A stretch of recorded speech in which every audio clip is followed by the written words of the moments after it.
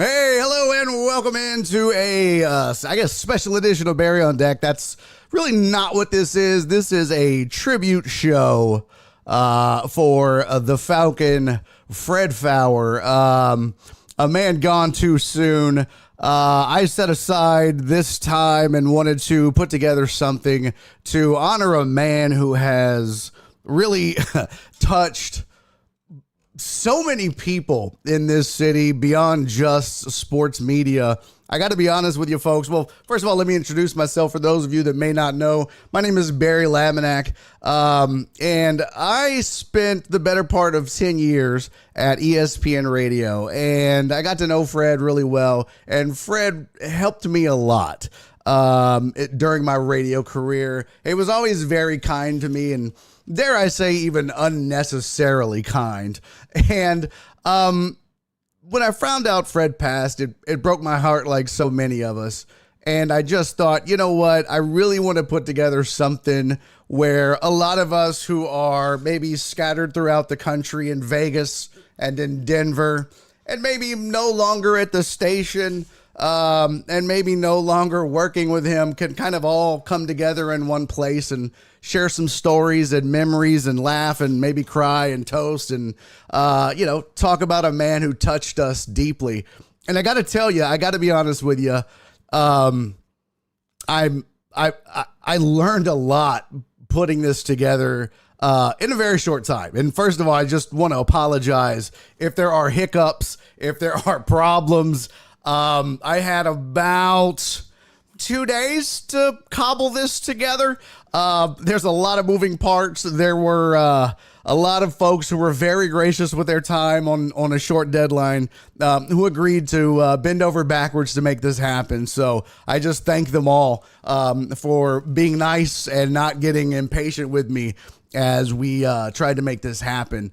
So I've got a ton of guests for you today. I've got old coworkers of Fred's and old colleagues who also are friends of Fred's. I've got John McClain, who's going to join me in just a second. I've got Jerome, who's going to be here in a little bit. I've got Dave Tepper, Jong, AJ Hoffman, Aaron Raybould, and Fred's original co-host on the radio, Matt Dean. All of those folks are going to join us live. But I've also got I reached out to some of Fred's colleagues and friends and asked them to send in some words via video. So you'll hear from the likes of Glenn Davis. You'll hear from Mr. Gao, who owns ESPN 97.5. And you'll hear from folks that worked with Fred that maybe you don't know who they are, but I think you'll find that, like I did, that, man, Fred really touched the lives of a lot of people. And I just want to say the common theme that I learned throughout this is Fred really was one of the most selfless, kindest, and most generous with his time persons that I've really ever met. He helped so many people and really expected nothing in return. And so hopefully this show will do a little bit to kind of pay tribute to a man who touched us greatly in so many ways. I've got the pepper spray incident. That's notorious and one of perhaps maybe the funniest things that's happened in the history of radio in this city. And I've got a lot of stuff for you. And we're just going to sit around and tell stories. And that's what this is about, since we all can't be together in the same room at the same time. So without further ado, let's not wait. We've got a tight schedule and a lot to get to. So joining me on the program right now, and I don't have a lot of fancy graphics for those of you that know me and watch this show on a regular basis. And by the way, I do this Monday through Thursday, and I try to put a lot into it, but not a lot of time to put together graphics. But so forgive me for not having a lot of fancy graphics, but I do have what may be the OG, we'll call him, of sports media in this town. The General, John McClain, was kind enough to carve out some time for us today to talk about Fred Faour. John, thank you for being here today. I really appreciate you doing this. Barry, thank you for doing this. My goodness, you've done an incredible job. That Dust in the Wind by Kansas, my goodness, I got teary-eyed seeing all the family members. It's like a walk down memory lane, and I appreciate you doing it. And you're going to have to cut me off because I could talk about Fred for hours.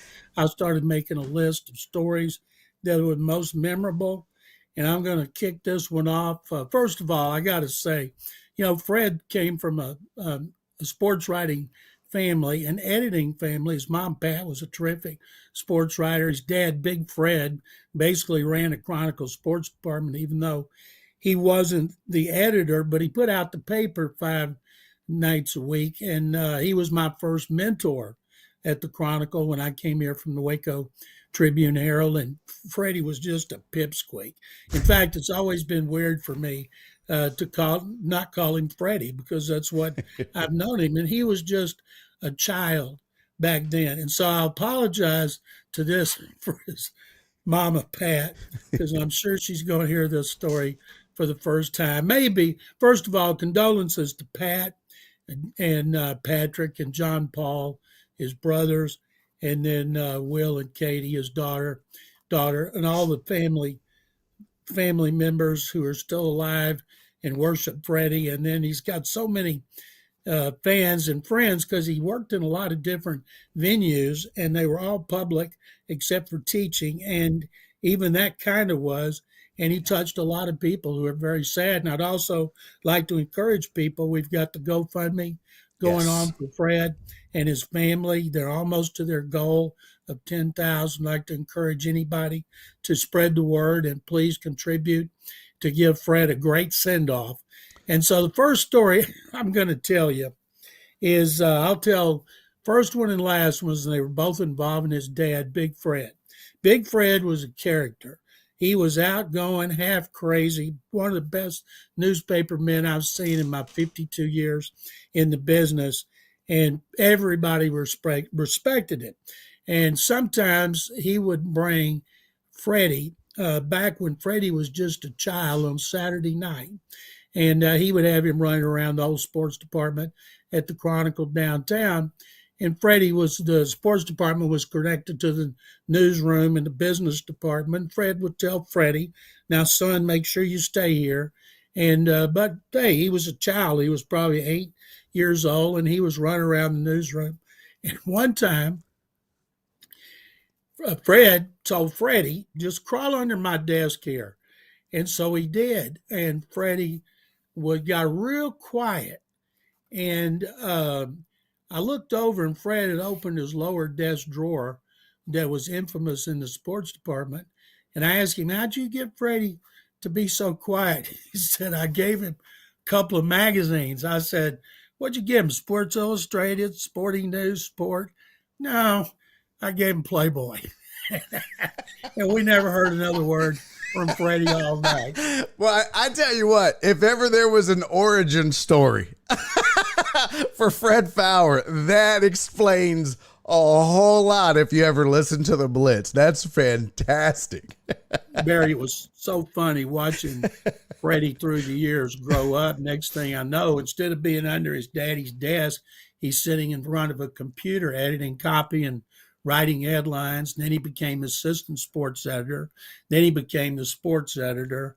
And I was there with him all the way. He took over for Dan Cunningham when Dan moved up into the newsroom to run the newsroom as managing. I think he was managing editor. And Dan taught Freddie a lot about running a sports department. And we always had fun. He could be serious. He could be all business like his dad. He was an outstanding newspaper man. He was a very underrated writer. He got to write later in his career. And then I remember he took the buyout. Next thing, he was teaching at San Jac. And then I heard he told me he had moved over to 97.5 FM, and he was doing the sports updates. And the next thing I know after that, he said, I think I'm going to like the radio business. Now I got to get a talk show. Next thing I know, he's on doing the afternoons. And when he and AJ Hoffman got together, they were outstanding, one of the best duos we've ever had in Houston. And they were way ahead of their time talking about gambling. Yeah. And Fred, of course, loved gambling. loved to play the horses. He was so knowledgeable about it. I don't gamble. And when we started Gallery Sports, Mattress Mac did 2 years ago, and I recommended Fred to be the editor of Gallery Sports with me and John Lopez and Richard Justice writing columns. Fred and I went to Austin with Mattress Mac with Jerome McNeil, the former receiver of the Ice Cube, who does some work for Mac Driving. And I'm in the front with Gerald talking about Baylor. And in the back, Mac and Fred are talking a language I didn't understand. They were like two kids back there, like they had a secret, yapping, yapping, yapping. And I told Gerald, I leaned over, I said, do you understand anything they're saying? He said, I don't. I said, me either. They could be talking Russian. And it was all about gambling. And that's how Gallery Sports got started, Barry. That's fantastic. Yeah, it's amazing. Fred was such a savant at that. I mean, and you have to be if you're going to write a book. A lot of folks don't know that. He actually wrote 3 books, two written, 1 audio, but and I mean, you know what, John, I didn't know this. I didn't know his mom was a sports editor as well. It was in the genes. Could you see that as he was, you like you said, he was in the newsroom at what, 10 years old? Probably before that. Yeah. I mean, could you never know for sure, Barry, when they're so young as they were. Yeah. But he had 2 role models in Big Fred and Pat. And of course, Patrick and John Paul were younger. And because Fred loved sports so much, once he got to U of H, he was hooked. And early on, when he learned the guitar, of course, he wanted to be a rock star. He went out to L.A., gave it a shot, and came home. He loved to play around town. Fred, as you know, was one of the most giving people. Oh. He never asked for anything. Nothing. And I know he was in a lot of pain because he was using a cane. And there was a Chronicle kind of a reunion 2 weeks ago when former Chronicle writer Michael Murphy came back to town from China, where he's been living. Everybody got together with him over at Cadillac Bar. And so Freddie he was feeling pain back and having trouble, but he didn't want to tell anybody that he was feeling bad. He told everybody how he liked the look, but you knew he was in pain. Like I used to love to go over to Coach's Pub with him, where he reminded me of Norm in Cheers. I'd go in, I'd sit with him, and everybody that came in knew him. And they didn't just say, hey, Fred. They came over and talked to him. He'd shake hands. He'd hug the girls. He'd shake hands with the guys. Everybody wanted to see how he was doing. How was Kira? He loved Kira, took her everywhere, especially to the places where he could take her to the pub. And everybody wanted his advice. I sat there and listened to people ask him about marriage, divorce, jobs, travel. And I would just sit there eating while he was giving the advice, and it never lasted very long, but everybody walked away satisfied that they'd gotten Fred's opinion. And he was kind of an everyman for a lot of people. And I had so much respect for him. We used to play golf all the time, and he's a pretty good golfer, hit the hell out of it. And I didn't see him blow up. Going back to when I knew him as a child, I never was around him when he blew up, except when he had a bad shot, and then he would blow up. And but he got over it quickly. And I always thought that Fred, because he was such a giving person, never got totally what he deserved. Amen. When he got in or he got hired over at 97.5 FM, started working with some great people. Then they started the Sports Map, and he was a really good editor for the Sports Map. And we had a blast on Gallery Sports while it lasted. And he was in heaven. He could write, he could edit, he could record, he could do anything he wanted, and it worked out really well.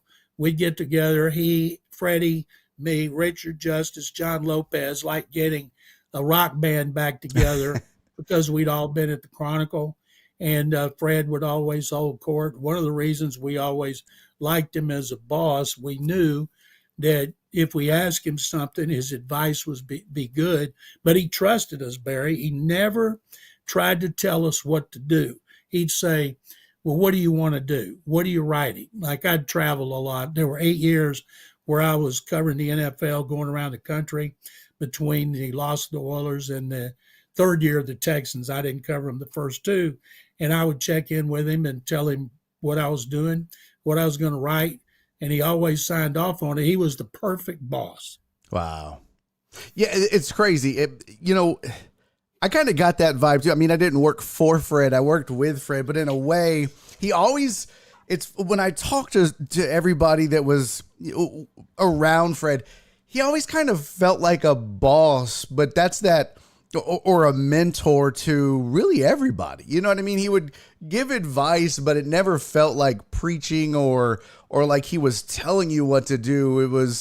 It never came across as that. It was kind of guidance in a way that you felt like you were the one that came up with it. He just had that knack, you know? Barry, that's a great description. Guidance. Yeah. Fred was not intimidating in any way. He listened. He was a really good listener. And sometimes he'd listen, he'd cock his head, and he'd make a comment if you wanted him to make a comment. And he was a fun guy too. He loved to play cards. He loved to play poker. I don't play poker. He asked me a couple of times, would you like to come to where I play poker? I said, hell no, I'm not letting you take my money. And but he had a lifestyle in which he was engaged by so many people because he had so many friends. And he loved the Cougars.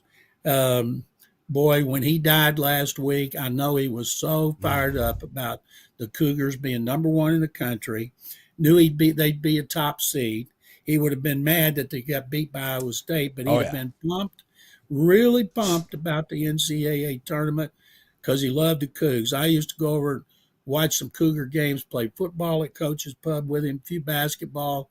And what we've done the last probably year and a half to 2 years, Barry, when the Astros played an afternoon game on a weekday, I'd go over there with him, coaches, and he'd have his laptop and he'd be working on something, and he'd close it, and we'd eat lunch and complain about the Astros when they made a mistake, even though they're the best team in baseball most of the time. And he loved his kids. He was so proud of Will and Katie, and especially what they've accomplished. He took such great pride with them, and I tell you, it's just hard. At 59, I'm 72, and I started feeling guilty that he went before me when I found out he died. And I talked to Patrick and John Paul, and it just it hits you like a sledgehammer, and you're just thinking, well, why him and not me? Yeah. He didn't deserve to die at 59 because he had so much more to give. Yeah. And it's funny going back to him and his relationship with his kids, John. I didn't know Fred as well as you. It's funny because you told me, you said you probably knew him better than anybody except his family. And I'll tell you something. I didn't know him in his relationship with his kids, but I sat up until 3 a.m. on Friday and 2 a.m. last night going through his Facebook, his Twitter, all of his social media stuff and other people's social media stuff, the Blitz. I mean, I just going through as much as I could to get pictures, right? I have hundreds of pictures to put all this stuff together. And I have a lot of pictures of Fred with his kids. And if you go and look at all the pictures that I've looked at over the last couple of days, there is a marked difference in Fred's demeanor and face when he's with his kids and everybody. It's just, he is lit up. He is happy. It's a beautiful thing. And you can really see in his face just how much he adored his kids. It's so noticeable. It's just in photos. And you did a great job on those pictures. And I think one of the first ones that you used when you started this tribute had Big Fred in there. And Big Fred, as I mentioned, was a character. And when he was at the Chronicle, he was intimidating. First time I met him, I went down there covering the original Houston Aeros. And I wrote a story way too long, and he chewed me up one side and down the other, and I was scared to death of him. And then as I started working with him, I remember he's just like a big kitty. or a big dog. He wanted his stomach scratched. And I took him to Austin one time for a UT Rice basketball game. And he was so out of place down there on press row, being around so many people he didn't know, because when he worked at the Chronicle, he knew everybody and he knew everything. And he took such pride in his three boys. And seeing those pictures through the years of Patrick and John Paul as they grew up from kids to being men, those were great pictures as well. But the one that resonated with me the most was Fred. They asked me to speak at his funeral, and I'm going to tell you a story that I told at his funeral. I'm going to elaborate on it a little bit more, because Freddie and I talked about this incident so many times through the years when we were remembering his dad, who also died way too soon. And but it was back when the Chronicle was a PM's paper, before we went PMs and AMs and then AMs going up against the Post. But back when I first came here, it was just PMs. And Fred would go back to Lamarck, where he is kind of like the king of the Lamarck, Big Fred. And he would get back after putting out the Sunday paper on Saturday night. He would probably get home about 3 or 3:30, and he would go to bed. And he had a next door neighbor who got up really early. And on Saturday mornings, he would mow his yard really early. And Fred asked him, he said, "Can you wait a little bit? I just get home at 3:30 and I go to bed at 4." And he said, "I'd like to sleep a little bit." Well, the guy had his days panned out, and they were friends and planned out. And so one time, and Fred had told me this story, and Freddie wakes up in the middle of the night, scares him because his dad's waking him about 4. And Freddie's, of course, asleep, and his dad doesn't want to wake anybody, so he gets Freddie out of the bed, and they walk toward the back door. He told him to put on a T-shirt. They go outside, and Freddie said, I didn't know what he was doing. And he said, "I was rubbing my eyes." And I said, "What?" And he said, "Follow me." They go out to the garage, and Big Fred tells Little Fred, "Okay, that light over there, I want you to get it, and I want you to shine it where I can see what I'm doing." He said, "What are you doing?" "Well, you'll see." Because Fred didn't want to tell him what he's doing, because Freddie would have told him, "No, do not do this. You're going to cause all kind of problems." So he didn't tell him. So Big Fred gets the light on with the extension cord for Freddie, and then he pulls his lawnmower out. And he takes that lawnmower with Freddie walking along, shining the light on it, and they go outside the neighbor's bedroom. And by then it must be 4:30, 4:45. He cranks that lawnmower up full blast and starts mowing the yard right outside the neighbor's bedroom, with Freddie shining that spotlight on him so he can see where he's going. And Fred and Freddie said that neighbor never got up early on Saturday morning again and mowed his yard unless he knew Big Fred was up. That's fantastic. Oh, that's fantastic.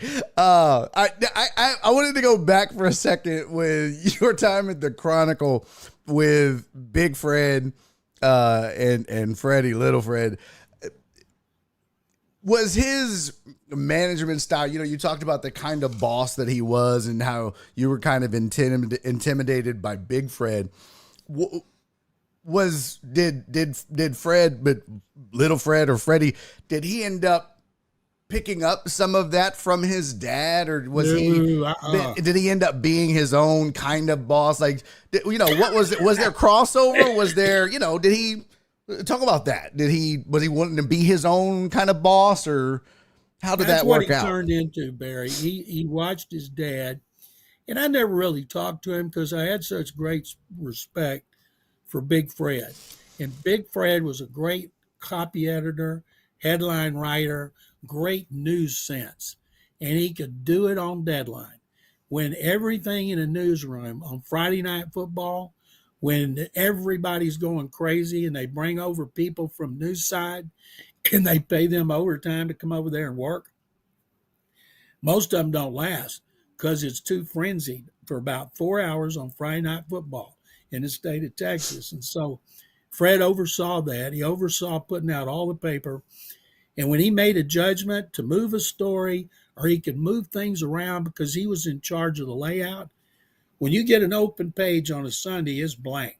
Inside the ads are drawn, and the guy that puts out the paper has to make all those decisions. And Freddie watched and he learned, but his management style, his editing style was different than his dad. His dad was loud. He'd see somebody across the room, and if he didn't like what they were doing, he would do it. But nobody held it against him because he was such a good guy and he cared about the Chronicle. And Freddie took a lot of pride in his dad, but also learning from his dad. And I think that's where he learned his editing skills and how to treat people. But also he learned a lot of his writing from his mama, Pat. And so when he was ready, when he went to U of H, I'm not going to say he was a seasoned newspaper man because he wasn't, but he had such a head start on all everybody else that went to U of H. But at that point, he hadn't given up on being a rock star. And so it's so weird to me to say you go from sports or you can go from a rock star. And Freddie, right up until the end, was playing with his band. He asked me last off season if I would come to a place in Midtown where he was holding a fundraiser. And he had his band out playing outside on the deck, and it was a fundraiser for a family who's lost their dad, and the kids needed help. So I went over there, hung out about 3 hours, talked to everybody, talked to them about the Texans and the Astros, and I watched Freddie work the room, and I watched how everybody treated him. And he was there because he was such a kind and caring man. And I know his kids know that, and I know his brothers know that because I've been talking to him, and Pat as well. But everybody I knew liked Freddie. And as I said earlier, he was like Norm in Cheers because when he walked into Coach's Pub, everybody knew his name and wanted to talk to him. And I appreciated him so much as a friend, a coworker, and a boss. Yeah. And I had such a blast with him when Gallery Sports was created for about a year. We had so much fun. He kept talking about getting the band back together. I tell you, everybody that knew Fred knew how kind he was. If you had the opportunity and you were lucky enough to be able to spend a significant amount of time around him as a coworker or a friend, you knew because at some point you were going to be down on your luck. You were going to need something. Something was going to happen, and Fred was going to either step up or get you in contact with somebody because, boy, you talk about being well connected in this city. You know, it's amazing how many people Fred knew, and you know, he wouldn't flaunt it, but he could help you get in touch with the right people. And he was so generous with his time. And John, the thing that was so impressive about it, because you know this, I mean, in this business of media and entertainment and doing what we do, oftentimes people have a different motive, right? Or they have an ulterior motive. They'll help you, but it's either so that, you know, they're banking a favor, or it's so that you'll owe them, or maybe they're doing it because, well, I might need that person later, so I'm gonna go ahead. That was never, you just never got that feeling with Fred. It was just always, Fred just wanted to help people because he just loved people and he just wanted to help people. That's always the sense I got. Barry never asked for anything in return. And I thought, after being behind the scenes so much as a copy editor / headline writer, then as assistant sports editor, and then as a sports editor, it wasn't until he got to working for David Gow over at 97.5, especially when he got on with H.A. Hoffman, that his personality really started to come out. Yeah. Wasn't that he was in his shell? He was just in a position professionally where you're behind the scenes. Mm-hmm. You know, you're not a writer. You're not out front. He told me one time, he said, dealing with you guys, it's 75% I'm a psychologist. And I remember over at Gallery Sports, I said, you're hiring a lot of people. He said, after working at the Chronicle so long, dealing with all of y'all, I think I can handle the guys we got over here at Gallery Sports. Excuse me. And And then when he was on with AJ, and I would listen to them, and they had fun. Oh yeah. And AJ brought it out of him, and they had a blast. The thing about the pepper spray, that it was a dumbass thing to do, but it was so funny, and they knew it was a dumbass thing to do, Oh but it was hilarious. yeah. And you could see Fred do those things on 97.5 that he'd never had a chance to do before, and he and AJ were just outstanding. I tell you what, knowing Fred, and you talked earlier about how he didn't get too upset, and how, boy, you have to put up with AJ. Yeah, that man had the patience of Job. That's AJ will get on anybody's nerves, and for Fred to never lose it, oh man, that man should be commended. He should be given a medal to be able to put up with AJ on a daily basis. By the way, John, just so you know, since we started, I wanted to check. When we started the show, fundraiser was at $85.95, so we were about at $8,600. We're currently at $9,170, so we're almost about $800 away from hitting that goal of 10,000. So you guys keep giving. And wanted to say too, for those of you that are maybe sending in super chats on YouTube, this show is being simulcast on my YouTube channel and on Twitch. And you can send in bits on Twitch. You can send in super chats on YouTube. Every single penny that you guys send in today on this show, I'll be donating to the GoFundMe as well. And just so you know, if they hit the fundraiser goal of 10,000, I'll check in with those guys, and if they do need to cover more cost, I'll donate that. If they're okay, then, but I told AJ already, what we'll do is if we're over, I'll just donate that money to the U of H journalism department in Fred's name. So, that money is going to go either to the family to cover costs, or it'll go to the journalism department at U of H. So you guys give, and no worries, that money will be put to good use for Fred. So, definitely give. Anything else, John, that you wanted to share about Fred? I know, like you said, nobody knows him better. Thoughts? I think, Barry, I just knew him longer, Yeah. and had been with him in different ventures. A couple of times he took me to lunch and asked me if I would leave Sports Radio 610, come to work over there for the Sports Map 97.5, and we'd spend all of our time talking about the good old days at the Cron, and how his career had done a 360 once he left the sports writing, sports editing business, and he was one of my all-time favorite people. He's as good as any newspaper man I've ever met. He was kind of a Renaissance man because he liked to play the guitar as well. I'm just sorry he never made it as a rock star, but he had a lot of fun playing with his band around Houston. And that's the thing about Fred. He had a lot of fun. He had a lot of friends. And Barry, you have done a tremendous job putting this together. I appreciate you letting me be a part of it. I know it's going to be a great show. You got Jerome Solomon from the Chronicle who worked with Fred forever. And I know so many people appreciate what you're doing. Fred would be overwhelmed, embarrassed, but appreciative. He would. And you know what? It's funny. I talked to Jong and AJ and everybody, and I started off trying to be real serious about everything, but everybody was like, no, Fred would want you to poke fun at some things. And, like when I had the Dust in the Wind, that was one of the bits that they would do on their show. When a racehorse or a porn star would die, they would play Dust in the Wind and talk about them. So I kind of mixed in. There was actually oddly enough, there was 2 racehorses and a porn star that died this week. So I kind of threw those into the slideshow, and I was like, I don't know if I want to do that, but they were like, he would want you to do that. That was Fred. And that just also speaks volumes about the kind of guy that Fred was. So,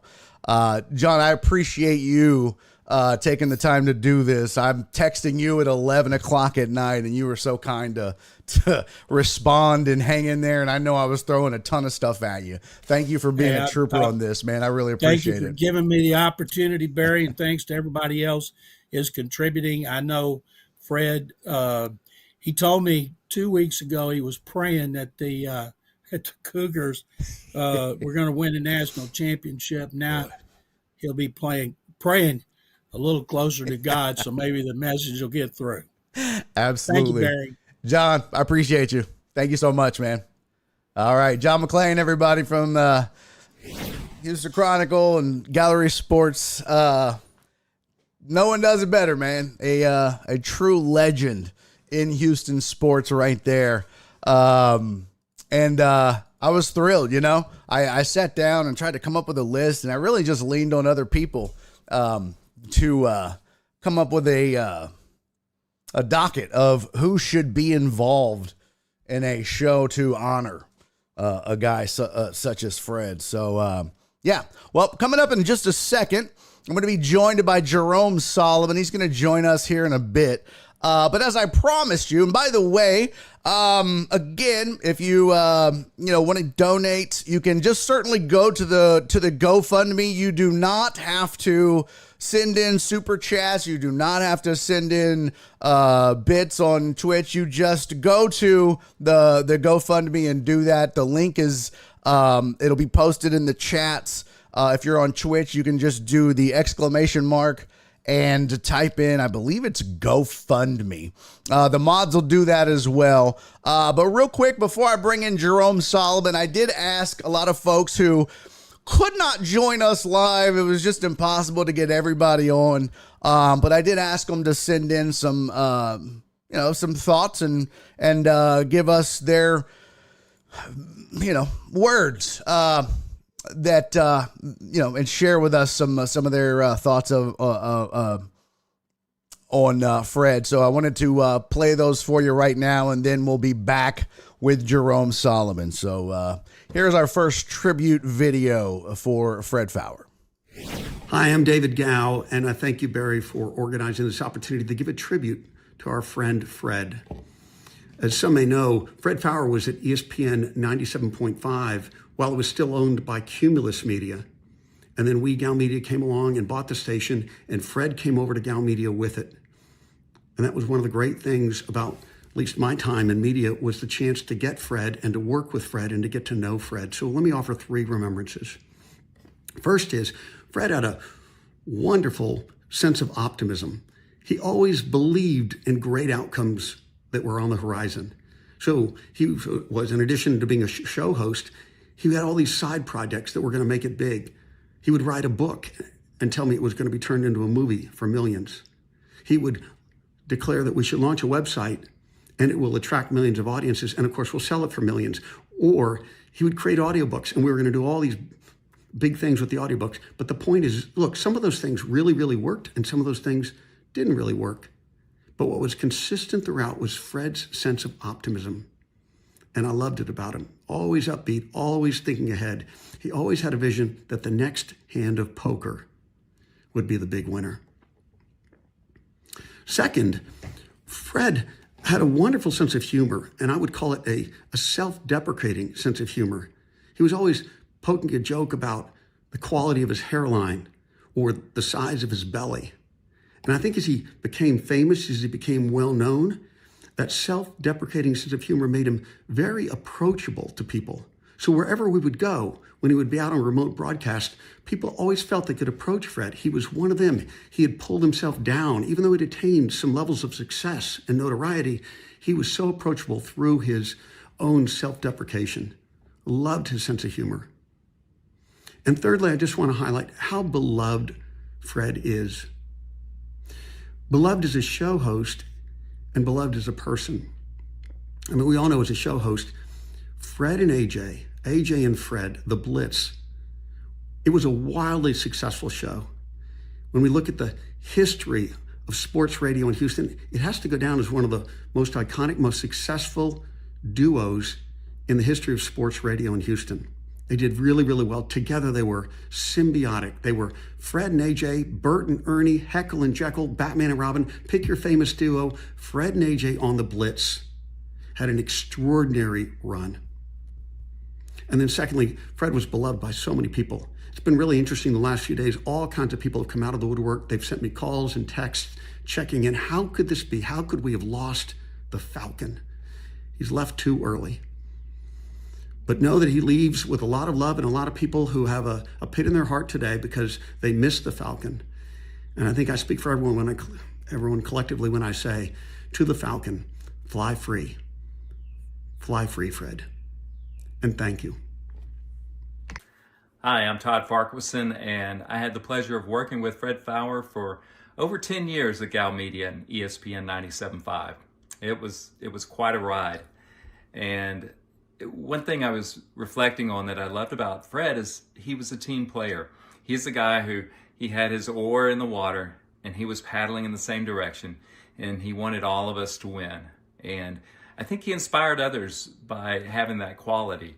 Over the past week, I've seen a lot of stories on social media and heard stories on the radio about Fred and things I never knew about.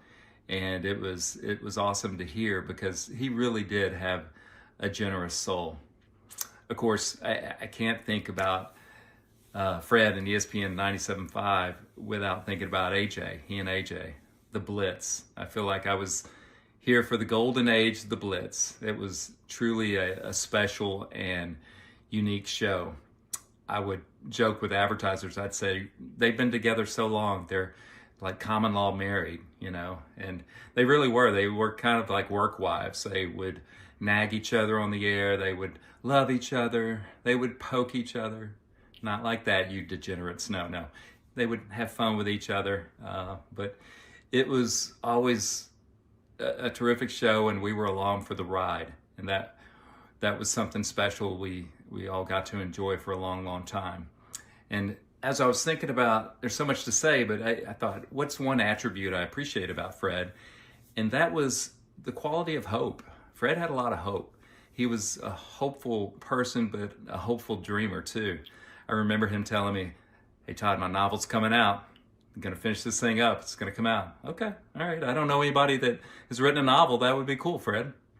And then next thing you know, Fred has published a novel. And I remember going to a bar for a book signing party, and there was a line of listeners and friends just standing there waiting to buy Fred's book, have him sign it, spend a little time, BS with him, and drink a beer with him.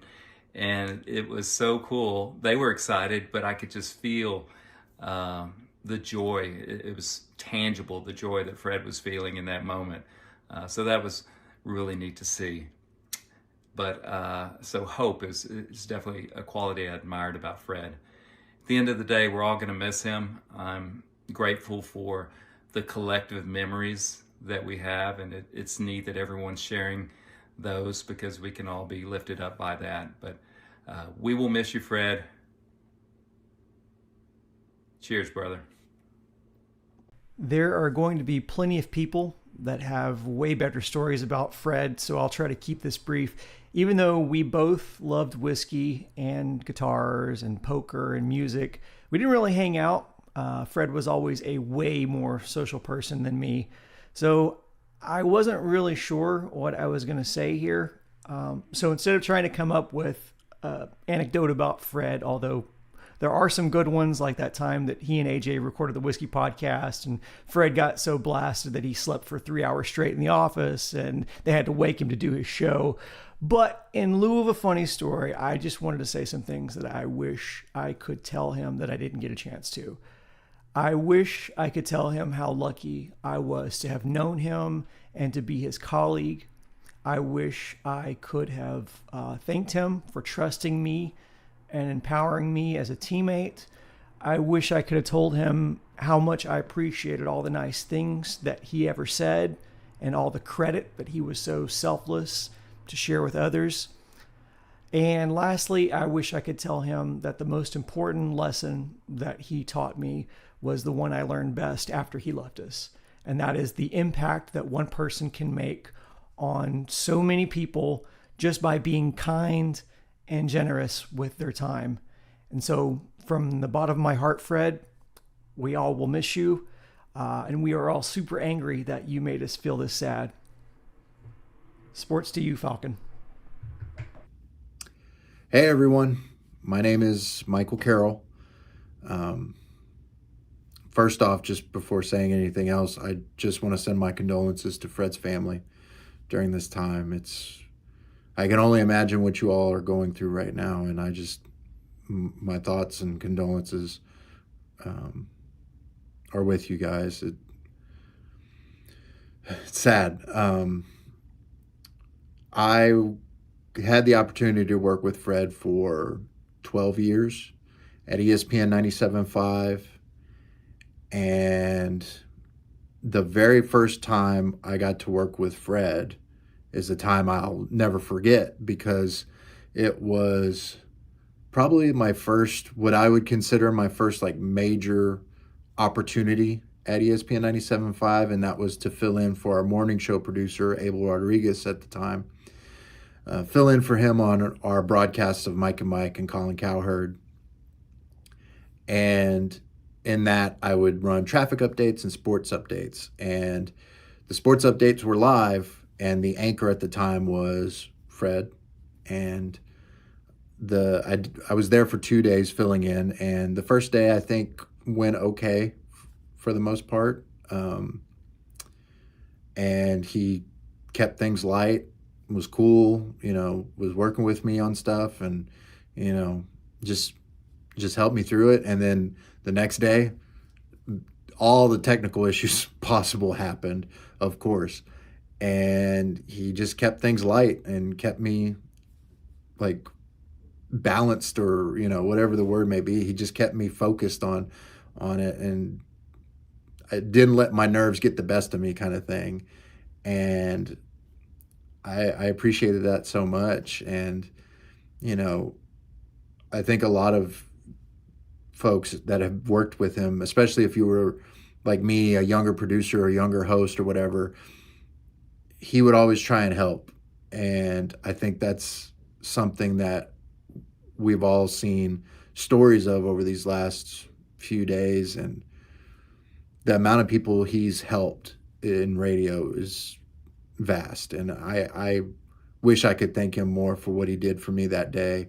And then just in general, what he did for me in radio, in, whether it was working with him on commercials or giving me the opportunity to work with him on audiobooks, him believing in me and my editing, and just trusting me to get stuff done like that.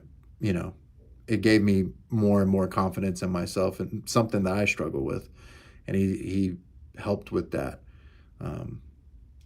And I wish I could tell him thank you and more than I did. And it's just, he was such a force, and he's a character to say the least. But yeah, I just can't believe you're gone, Fred. Rest in peace, Falcon. Thank you for everything you did for me. Appreciate you, and I don't know that I would be where I'm at today without some of the things that you did for me in my career. So thank you. And again, rest in peace, Falcon. You'll be missed. Well, we lost a good one, but the one thing I'm going to take to heart is really focusing on a lot of the testimony that has come in from a lot of people that knew Fred very, very well. And that is that he was always willing to help others, aspiring people in the media. No question about it. One little interesting story, Fred was a sports editor at the Houston Chronicle, and he elected, when I was writing columns there for 7 years, to add a second soccer column. So Fred was already looking out to the future and understanding that the sport of soccer was going to become more important, and people were going to want information about it, and healthy information about it. But I'll miss his personality. I'll miss some of the lunches I had with him. I'll miss the exchange, walking into the booth to do my show after Fred and AJ did their show, The Blitz, after drive time, and just always having fun exchanges, sometimes popping on his show, sometimes he'd pop on mine. But I think the real takeaway here for me is just the genuine nature of him, all the testimony coming in from others on how helpful and how caring he was to other people, including myself. So Fred is going to be missed. His personality is going to be missed. It's a sad time, but I'm going to elect to focus on all the really positive and healthy things. He also had some really interesting conversations with me about his father, which I thought were incredibly genuine, and just what a connection.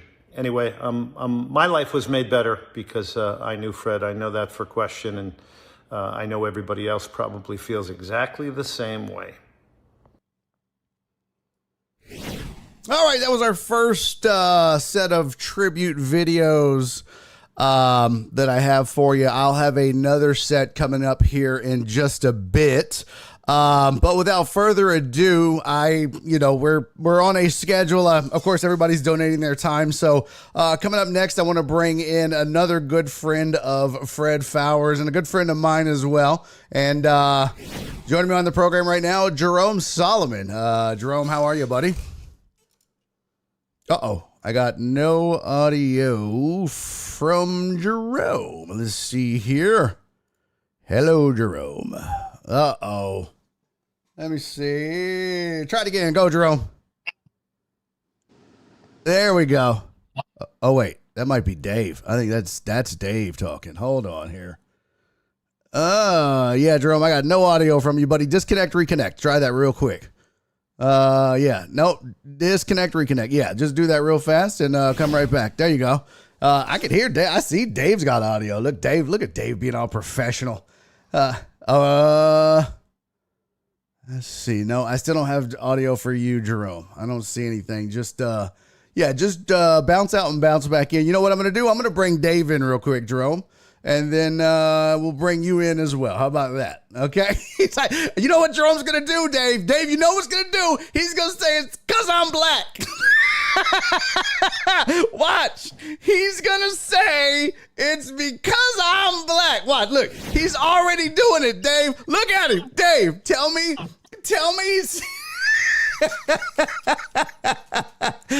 Jerome, disconnect and reconnect. Joining me on the program as well with a working microphone and camera, all the way from Denver, Colorado, a man who gave Fred Faour his first opportunity in radio, I believe. Is that correct? Dave Tepper. Barry, how are you, man? I'm good, buddy. How are you? I'm doing all right, man. It's I got to tell you, you're awesome for putting this together. Thanks for letting me be a part of this.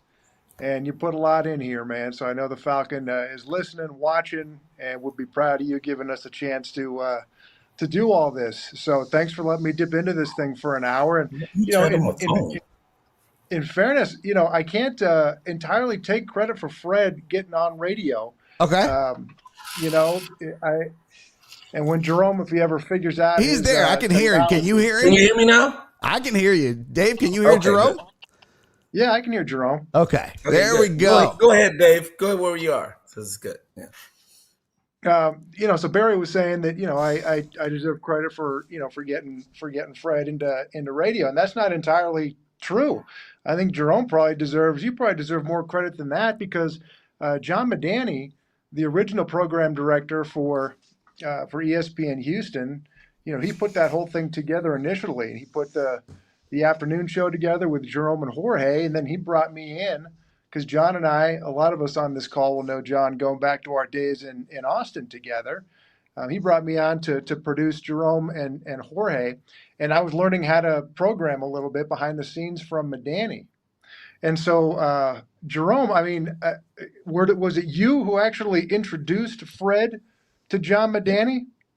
Yeah, I told Fred, man, you'd be good at radio. And he's like, dude, I don't do radio. That's, Fred, he's like, that's beneath me. But I was like, no, bro, I think you can do this. And at the time, he had just was going through a divorce. And I was like, man, you need to do this, because they let my black ass on the radio. I know you would be better than me at this. And he was like, and because I knew he would be good at it. And I don't know if you caught the early part here, Dave, where John McClain was like, Fred was a behind the scenes guy, but I knew his personality. I knew his style. I was like, man, you would kill it. And got him in there, and, he's like, okay, fine, I'll mess around. And Medani was like, okay, we'll have him do a few little things. But boy, you when you took over as PD, you really helped him flourish, because he started at the bottom, literally, with doing little updates and that Sunday show that was bigger than weekday shows, which makes no sense, as you well know. It's pretty impressive. So yeah, I'll take credit for that, only in the sense that he always gave me credit for it, but he did so much more for my life and career that I'm like, yeah, go ahead and pat me on the back for that one. You know. Well, Dave, real quick, let me just, because I wanted to, before was going to bring you on, I just wanted for just a second talk to Jerome about, because I was kind of shocked and I had no idea about this. But when Fred passed, Jerome texted me and he was just like, "Damn, man, this one hurts a lot, man. Fred meant the world to me." And I was like, "Really?" He goes, "Man, Fred's my guy." And I was like, "Really?" I had no idea how close you were, Jerome, with Fred. I you and I have been friends for a while now. I just had no idea, man. Tell the folks what Fred meant to you. I mean, simply put, when I started in the business, I started with the schools, and so David Barron, whom many of you guys know, and Dan Cunningham was a sports editor. David was my high school editor, and we had like a superstar cast of writers. I mean, like the people covered high schools, Joseph Duarte, who's gone on to do a lot, and Brian McTaggart, and myself. So we were badass high school reporters, but David Barron taught me how to write and the nuts and bolts of the business. And Dan Cunningham taught me, what a newspaper was about and how to do all of that. But when I got bumped up to covering the Big 12, Freddie was like the college editor. And he taught me how to be an ass in the newspaper. He taught me how to let it go, how to just be all of me. And we became such good friends that it was so much more than a boss, because he was my boss. But over all the time we were around, he only yelled at me one time about something that I'd written and how I'd done it. Every other time I'd be like, "Man, you think I went too far with that one?" He's like, "Oh, no, that's good. That's good. That's good." like he did on the radio. He was like, "Oh, well, once we're there, let's go ahead and push it and run with it." And so, no, he made my career. And the shortest version I can tell you of how he made who I was, he was talking about, okay, newspapers, I'm here. I don't know where it's going to go. I'm interested in seeing what else I can do.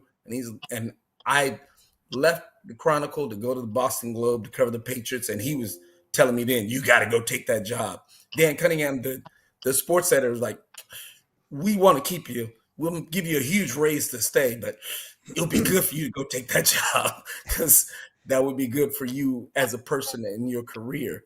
But as soon as I got there, Freddie got bumped up to the sports editor at the Chronicle, and he was like, "I'm bringing you back, right? I'm going to hook you up. I got you, right?" I'm like, yeah, okay. And he literally said, and the most important thing he said was like, "Listen, the Chronicle has been around 100 years and never had a black columnist. That's fucking ridiculous. And I'm going to be the guy. My legacy is going to be to help change that, And Dan Cunningham had already changed the sports department, because we had women working there and different colors and faces that had never been at the Chronicle. It was all white when I grew up reading it. And Freddie was like, "Yeah, but I'm going to make a black columnist before I quit. It's going to happen," and that... And it wasn't because I was black. Obviously, we were just friends. But he was like, "This is going to happen, and it has to be you, because this is your city. This is your town. You're one of the lead voices in this place. I want everybody to know you are the voice in Houston." And so I was in tears when he told me that. And I've cried about it many, many times since then. And I don't cry. Y'all know me. Yeah. But that's how important he was to me. And so his being gone now is, I can't even focus. It's been 4 or 5 days of, confusion for me, because he made me a made man. You know what I'm saying? I got voted by the Associated Press sports editors last week as one of the top 10 columnists in the country, that's because of Fred Faour. Yeah. Yeah. It's Congrats, man. Congrats to you. Yeah, congratulations. And those stories, it's just I have been hearing that all weekend as I've been putting this together, and you know, it's just been it's amazing how generous Fred was. And it really is. What does stand out about him, and I mean, I knew it along, but you know, it's like when my father passed away, I heard from people and friends about the things that he did for them that I didn't know he'd done because he wasn't going around bragging about it. That's what I'm getting from so many people here. And you can just tell I'm doing my best to keep this light because we'll get emotional. But like, as I told you the other day, Barry, John McClain was going to be great because he's one of the best storytellers I know, and he knows everything and everything. He's pure legend. So fantastic. That stuff with Fred is great. But David Gow's on here from the heart. I didn't know he had one. That was pretty cool. That was pretty sweet. You know? Oh, come on. We know God. We know David. We love him, but I didn't know he'd go there. Oh, that's fantastic. That is so great.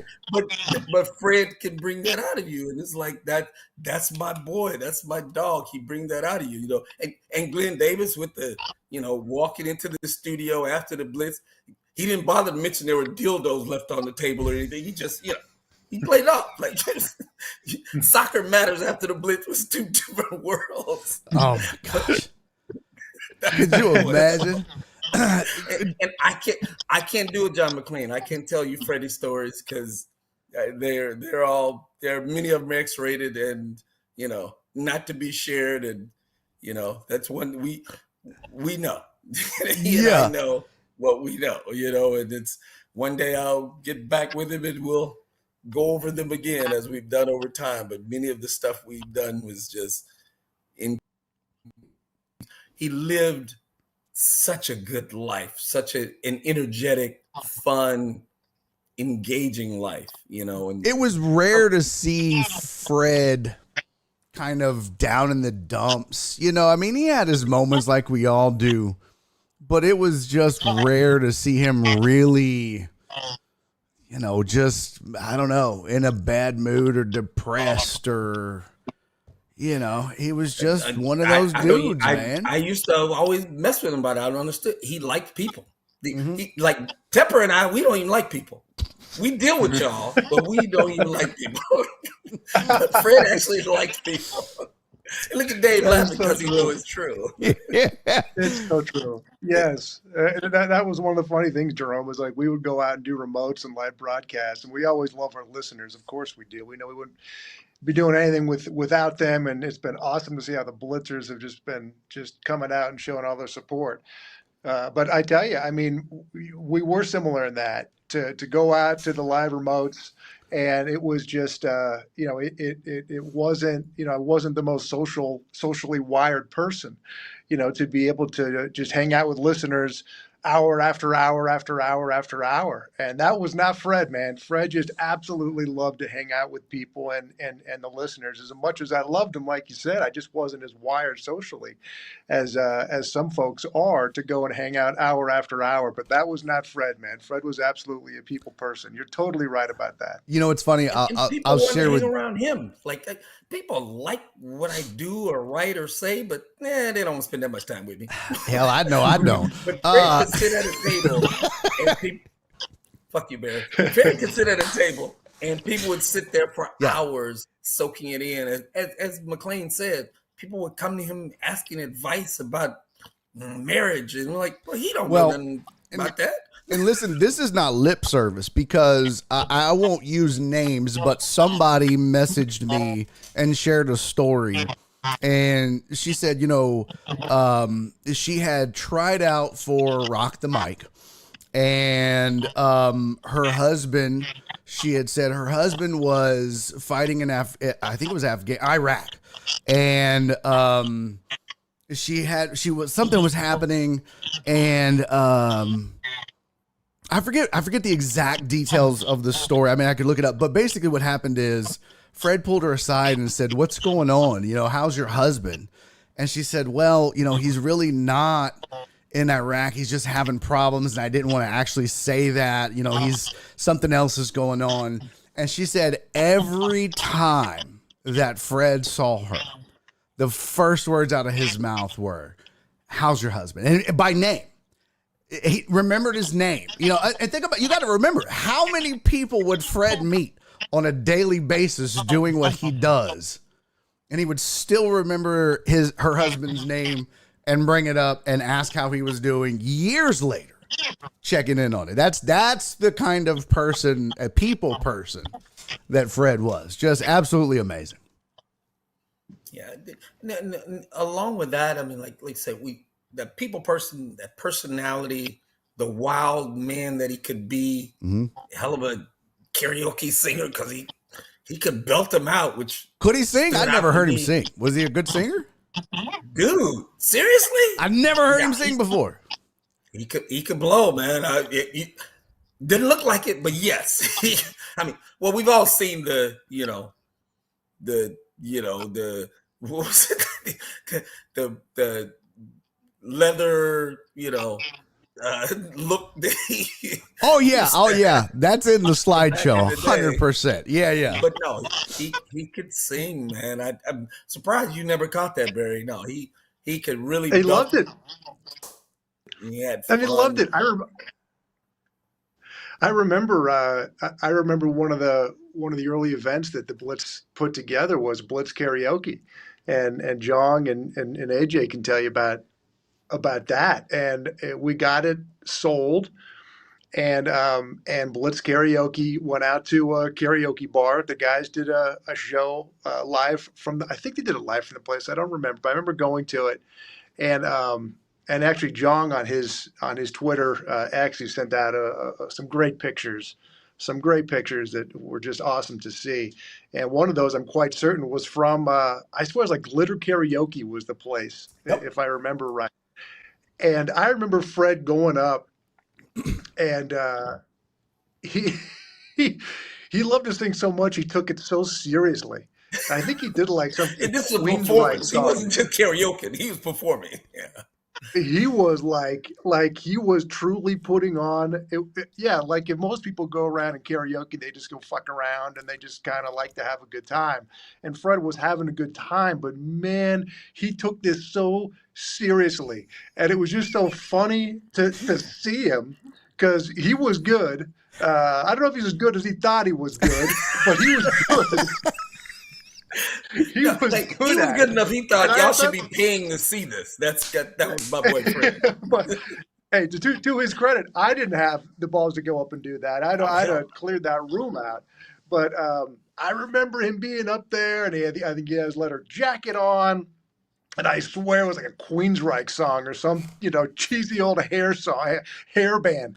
And he was up there, and he had his eyes closed, man, and he was taking that thing like it was legit. And he pulled it off. I have to give him credit. He definitely pulled it off. But I did see him. And I was like, oh, damn, Fred's taking this serious. Like, he's not up there just screwing around and going to break out and have a good time. I mean, this guy truly is up there.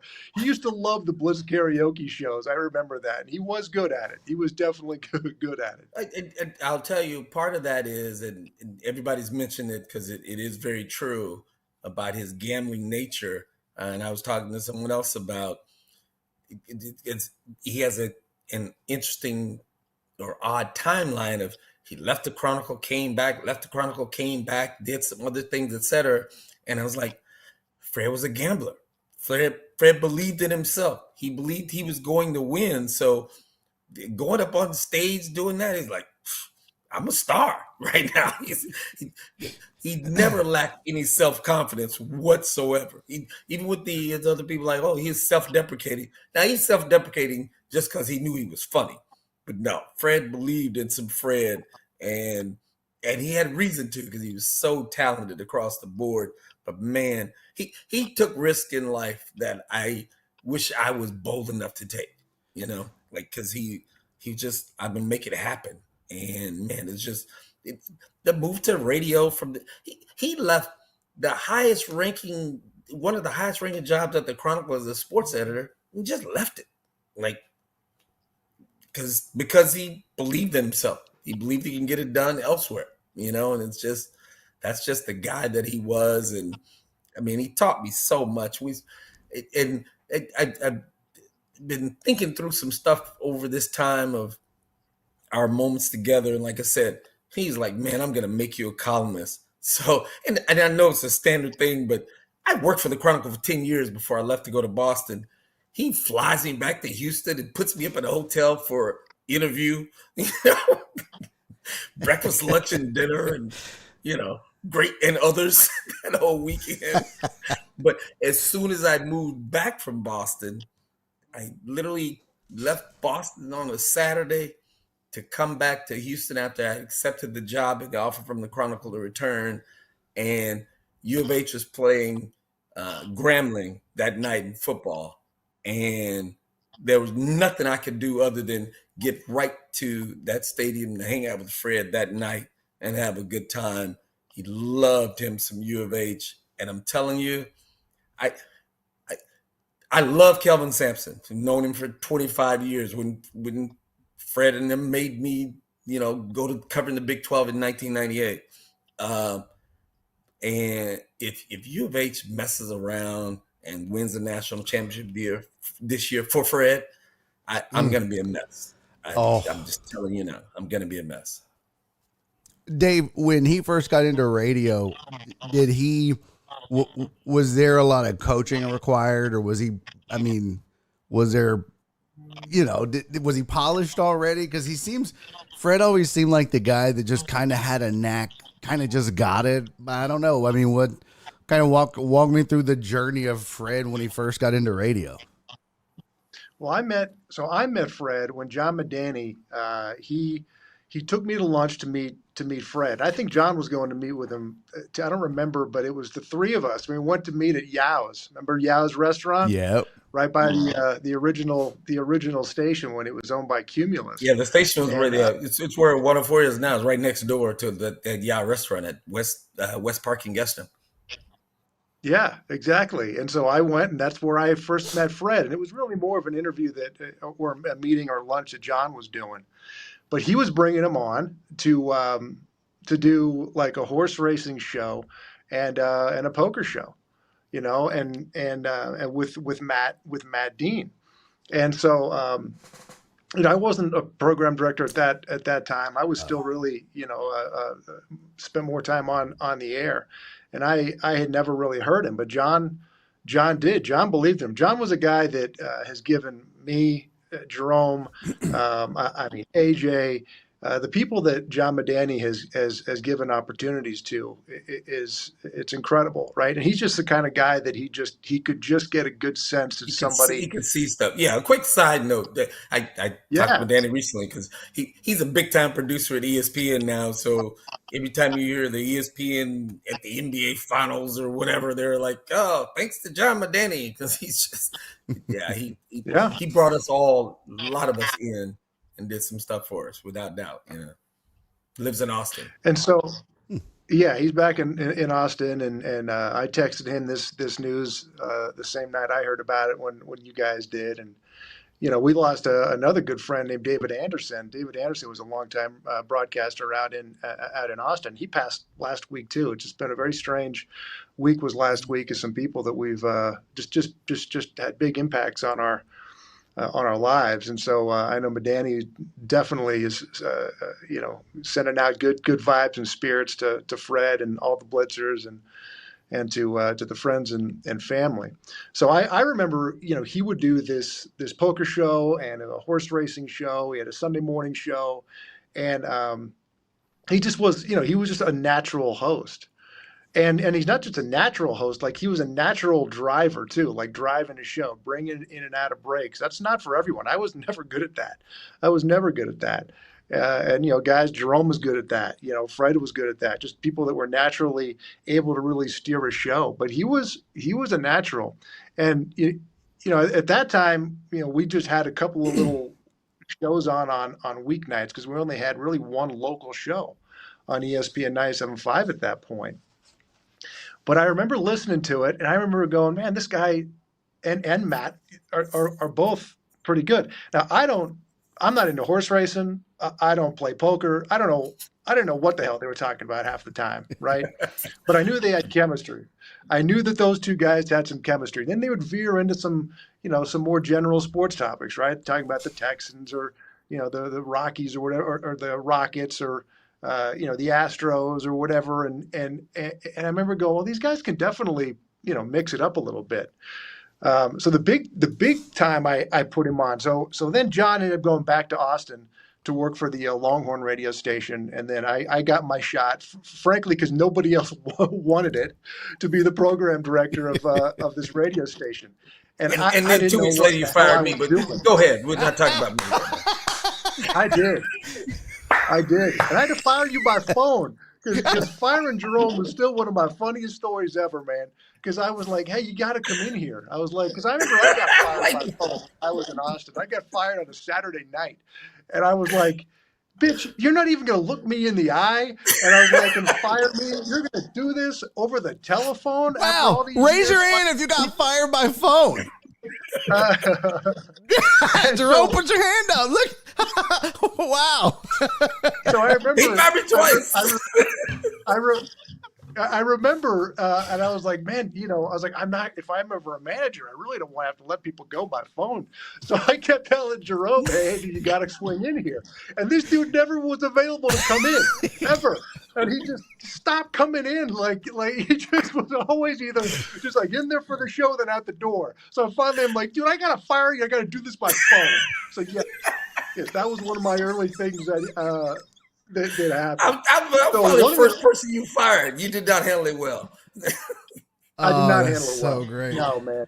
Look, man, I that was a big job for me to get, right? And Madani, again, he really recommended that they gave me that shot. But I also know that they were looking at a lot of people and they probably shouldn't have hired me. But for whatever reason, it was meant to be and it worked out. And I did not know what I was doing. I wanted to do it, but I did not know how to hire people, fire people. I knew what I thought good radio was because I've been in it for a while and been a talk radio fan forever. But yes, I fumbled that away with Jerome. I absolutely screwed a lot of different things up. But I remember one of the bigger challenges I had was in 2008 when the economy buckled and companies were firing people left and right.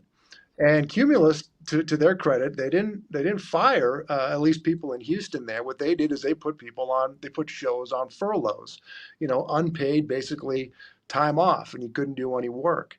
So at that time, I was doing an afternoon show. Julie Takahashi and I were doing an afternoon show with Calvin Murphy, and so we had to take a week off, and I had to schedule a show to come and fill in and do it. And I thought, well, Fred and Matt, and I think at that time, actually, the producer wasn't Jong yet. It was Adrian Santana, who actually came out here for a baseball game a couple of years ago. Adrian was the first producer, now that I really remember how this all went. But I thought, I've heard enough from Fred and Matt on the weekend and on the weeknight shows that I bet if I put these guys on for a week, they're going to be pretty good. And luckily for us, the deal was Calvin, myself, and Julie, there were better shows than that. I will say that that was a show that we had our moments, but I will tell you what, that had its challenges, right? I would not quite say that when that furlough hit, we had a high bar that we had to sit there and maintain. So I remember putting those two guys on during that furlough and sitting at home listening to it, and I was like, "These guys are really good," and I was so proud of them. I was proud. I mean, they did a general sports talk show. I mean, that's what they were doing, and I knew that we needed to have more local programming on 97.5. I knew that. I mean, I knew we only had that one show. Carl Dukes, I think Carl was there doing he had a 1 hour show leading into us there for a little bit. He came a little later, right? Yeah. I think he did. But I knew we had to have another local show. I was the black man who said, hey, let's bring Calvin on. And then y'all moved me for him. And then I said, let's bring Carl Dukes on. Then I was the black True. man out. But go ahead. Where you at? Yeah, you were you were the black man out of that group, man. You absolutely were. Ended up being that. And it's funny because I had two to of my fire good friends in Carl and Calvin, though, big time. I remember I had to let Calvin go too, and that was scary stuff, man. Let him go. That was that dude there. But yes, I You remember should have putting done that that by show on. phone. Because Calvin can fight. Calvin can fight.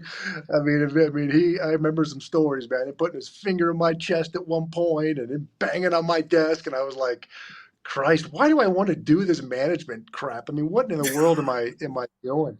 But I knew that we needed to have another local show on the radio, or at least I believe we need another local show on. And when I heard those two guys doing that show during the furlough, I thought, well, if I ever get a chance to do it, I want to put these two guys on. And it took a little bit of some convincing. Of course, we couldn't pay anybody hardly anything to do it, which we didn't. And but they gave me a shot to do it. They gave me a shot to put a show on from, I think it was noon to 2 at the time, or 11 to 1, and it was Fred and Matt. And I remember we went to put the show on, and they were so excited. And it was so exciting. We had all this big countdown imaging going for this new local show that was coming on. And then the Friday before it was supposed to start, the company pulls the plug on the show. They say we can't start this show. And it was pretty devastating. Matt was really frustrated by that. Fred, though, was just like, he's like, this sucks, but I'm just happy to have the opportunities I have. Just keep trying, and I hope we get our shot, because I will make sure that this works. You're willing to bet on me, and I'm telling you, you get me this shot, I will make sure that this thing ends up hitting. And it took a couple more months for us to actually be able to go back around and to be able to get this show put back on, and we did it. And to Jerome's point there, man, Fred was a guy that was grateful for just about any opportunity he got, but he damn near was always more than willing to bet on himself. And that was really how it started to get Fred on weekdays, was with him and Matt. And Adrian was the producer at the time. Then he ended up leaving, and then Jong got his opportunity, and that was really the start of the Blitz. It was a straight gambling show, because Matt Dean was a big time professional poker caliber player, and Fred had played in the World Series. And Fred and I played poker all the time. That's how he kind of got into it about the same time I did. But Matt Dean, they were doing straight gambling, but for them to turn that into a regular show, it's because Fred, he knew everything. The dude could talk hockey, Canadian freaking football. Well, speaking of Jong, Winter Olympics. Let's get Jong Lee in on the show right now. Let's bring him in as well to this conversation, ladies and gentlemen. Joining us on the program to add to the conversation, there's Jong Lee right there. Jong, what's up, Jong? Welcome to the program. Hey, I'm good. I can't see anybody. Is that well, we can see you. Okay. All right. I guess that all this is back to radio days. Hey, speaking of furlough, Dave gave me the same phone call, and I was working part-time at the time. No, Cumulus, I think Cumulus was paying me like, I forget how much it was. It was like $8 an hour or something like that. I was part-time. And here's the thing. My bright-eyed, bushy-tailed idiot self, this was the reason they said, hey, this is from Cumulus through Dave, and they said, you can't work more than 39 and a half hours because we'll have to pay you full-time. I was like, all right. And so I'm making $8 an hour, and then Dave gives me this phone call when they were on furlough, and then he goes, hey, I got some bad news. And I'm like, I thought I was going to get fired. And he goes, we're going to have to cut your hours down to like 29 and a half or something like that. And I was just, Dave goes, think about it and get back to me, because we really want to keep you. And at the time, I was I was Fred and Matt's producer, and so I thought about it. I stayed on, and the furlough went by, and I smudged hours here and there. I was, there were times, in the sports world, there are times where we were asked to work more, and so I would work those hours and I would bank them, and it was like that for a while until I think it was Peter at the time. He brought me into his office and with Dave and sat me down and gave me an offer, and I was so excited to get a full-time offer. I looked at the sheet, and the sheet said $18,000, and Peter had a smile on his face. I was like, $18,000, and my ass took the deal on the spot. And I mean, that's how I became producer. but it was one of those things where, I saw an opportunity, and I said, I'm fortunate to have parents that, still want me in the house. I'll take the 18, and, I'll live with my mom for a little bit. And I think in terms of a radio career, I think it's probably the best thing that I could have done, because, after being an intern, and then, I was an intern on Fred and Matt's show, on both shows. And so, I just grabbed onto Freddie, and I just hung on, and it took me, I think 11 years until I left. So yeah, it was a good ride. Well, Jong, John, first of all, you mentioned it on your Twitter feed with a great thread that was just, that's what I was about to say. Me to tears too. That was amazing. Man. Most people won't remember, but dude, the first time you said a word or two, and you only said a word or two at a time on the air, it was like, what the hell? By the time you left, you were killing it. And I know Fred had a lot to do with that. Oh, for sure. Well, when I first started, I didn't like the sound of my voice. So in radio, we're always wearing these headphones. And when you're speaking into the microphone, anybody that thinks that their voice is deeper than it actually is, and then they record themselves, and like, I don't sound like that. But and then the fear of speaking to, and this is silly because on the weekends we probably had a maximum of 100 listeners, if that tops. But just the fear of speaking and sounding stupid and having people listen to it, it just put the fear in God in me. And when Tepper gave me the job, he basically was like, hey, your first focus is to produce the show, and make sure everything goes, according to plan and that kind of thing. And, that kind of stuck with me throughout the whole thing.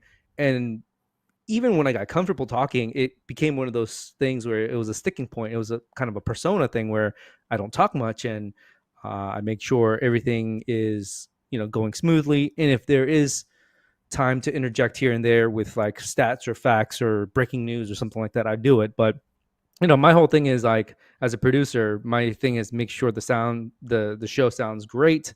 And I don't interject myself especially when two people are having a great debate. I don't want to stick my nose into that thing. And my name's not on the show. It's their show, and I'm here to be the support system. That's kind of like my view on how I ran things. But funny, Fred seemed to go out of his way to make sure we got the best of Jong, though. That was. Oh yeah, he would push me to do. They were like, "Oh, we're gonna get Jong out here and embarrass him, and make the show better." I know. Well, yeah, I had to. One of the first things that I had to ever do was put that Rice Owls cheerleader costume on and march my way down to the Galleria. And I don't remember whose idea it was, but it was like, I think one of the first time it wasn't AJ, it was Matt, and it was we just started the Facebook page, and I think it was some kind of number, 1,000 or something like that, follows or likes on Facebook. And I had to go out on the middle of the street and hold a sign that said ESPN 97.5, the Blitz, 12 to noon. I think it was the time slot at the time. And I bought a blonde wig. And it was embarrassing, but I actually had a lot of fun doing it because, they weren't. So there are people that when they make you do, or they encourage you to do dumb things, they'll make fun of you and all that kind of thing. But Matt and Fred, they're very supportive. He was that kind of person where, you do something stupid and he'd make fun of you, but he's laughing with you and not making fun of you. And that's one of the great things that I did love about Fred, is that, and I think John McClain said this, where he's very self-deprecating. And I think, oh no, it was David Gow.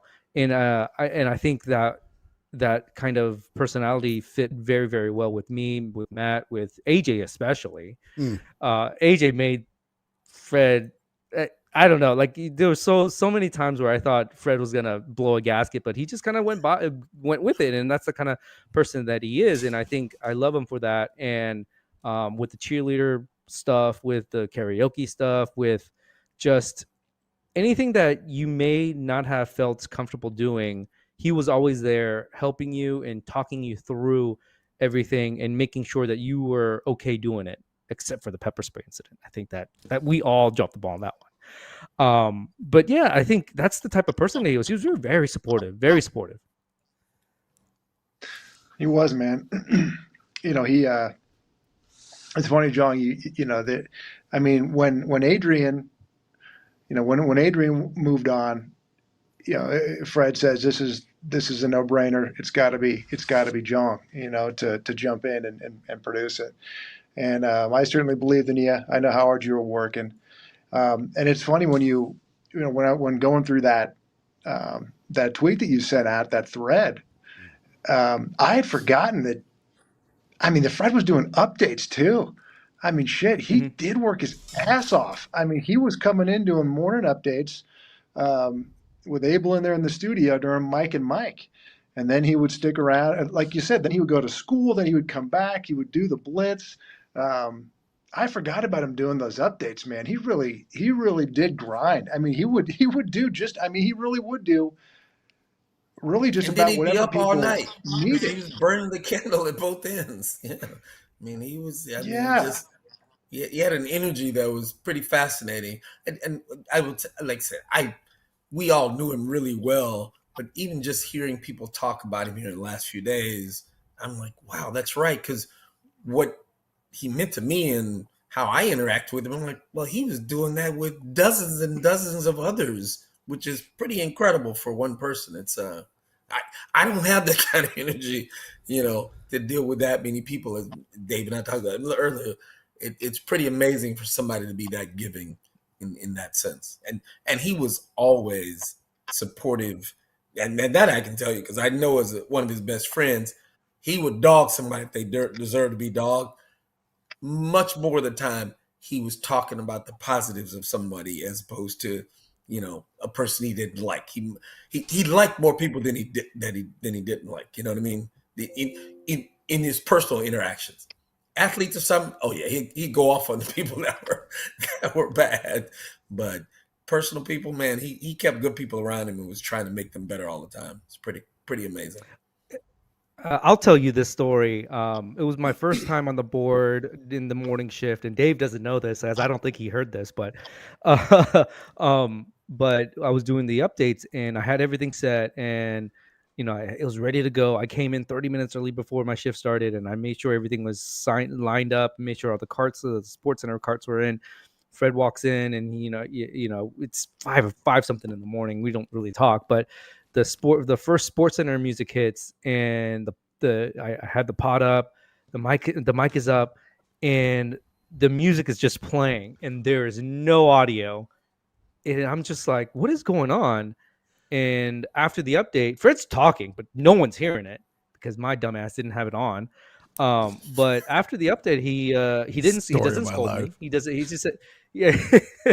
He just goes, "Hey, what was going on there?" I go, "I think it aired."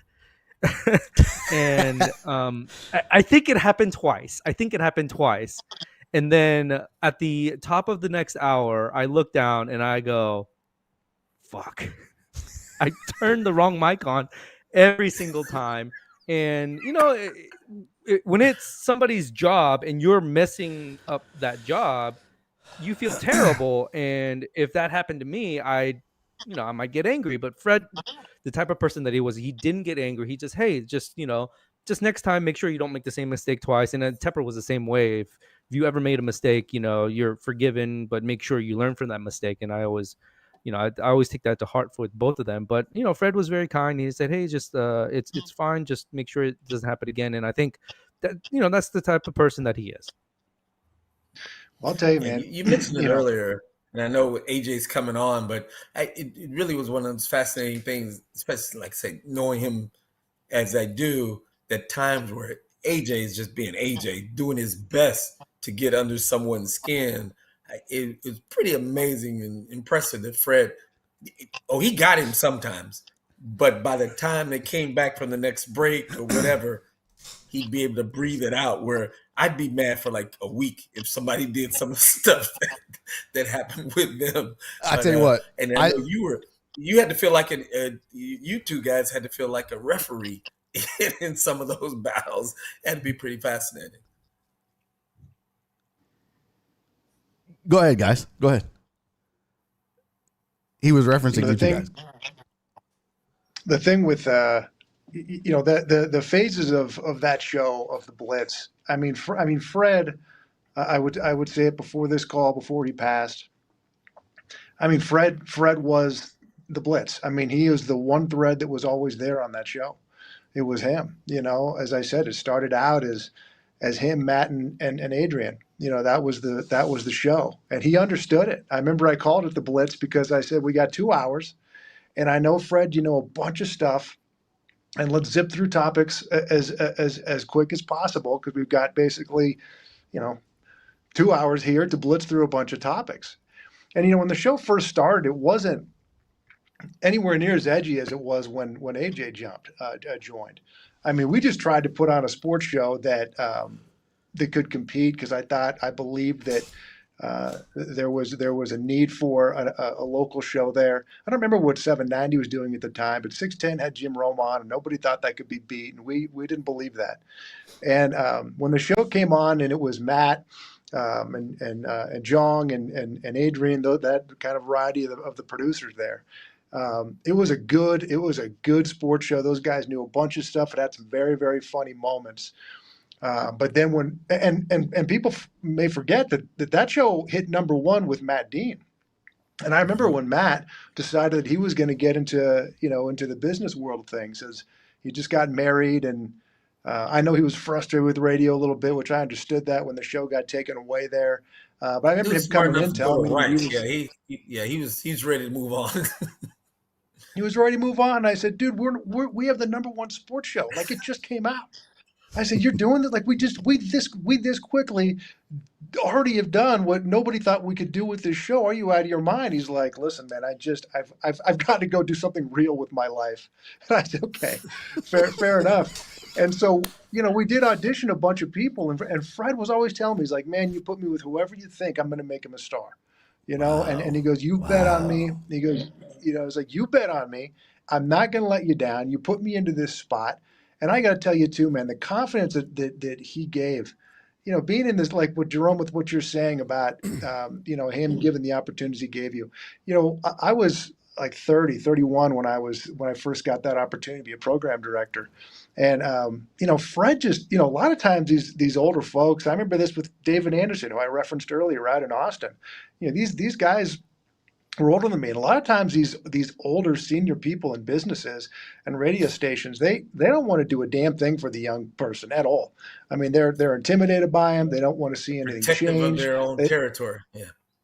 Absolutely. And when I was trying to figure myself out in Austin as a host and in Houston as a program director, guys like David and Fred, I mean, it changed my life, man, because I didn't know what I was doing. I wasn't the most confident in what I was doing. I had no wins under my belt.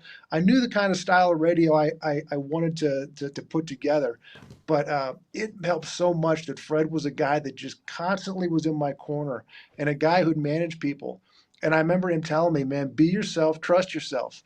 Tell me what the vision is. I'm going to bring it to life, and I'm not going to let you down. And so I remember we were going through the different people auditioning for the Blitz. I was awful, by the way. It's hard to find a host, man. It's hard to find. McClain mentioned it that Fred had talked about being a psychologist because he was a boss at the Chronicle. Fred was like, "Oh man, you and I will be great. We'll be great." He brought me in a few times, and we were good on the radio, but we were bad because we knew each other too well. So we were talking, and everybody was like, listening, be like, I don't know what they're talking about, because we're telling inside jokes half the time and inside discussion. And so I was like, and smart enough, man enough to tell me, dude, we would kill it. I know we will, but they want to hire this dude from Austin. Well, I was like, is he good? He's like, yeah, all right. Well, but I'll make him good. And just like you said, Dave, he's like, I'll make him good. I was like, hold that thought, and let's add that dude from Austin to the conversation right now.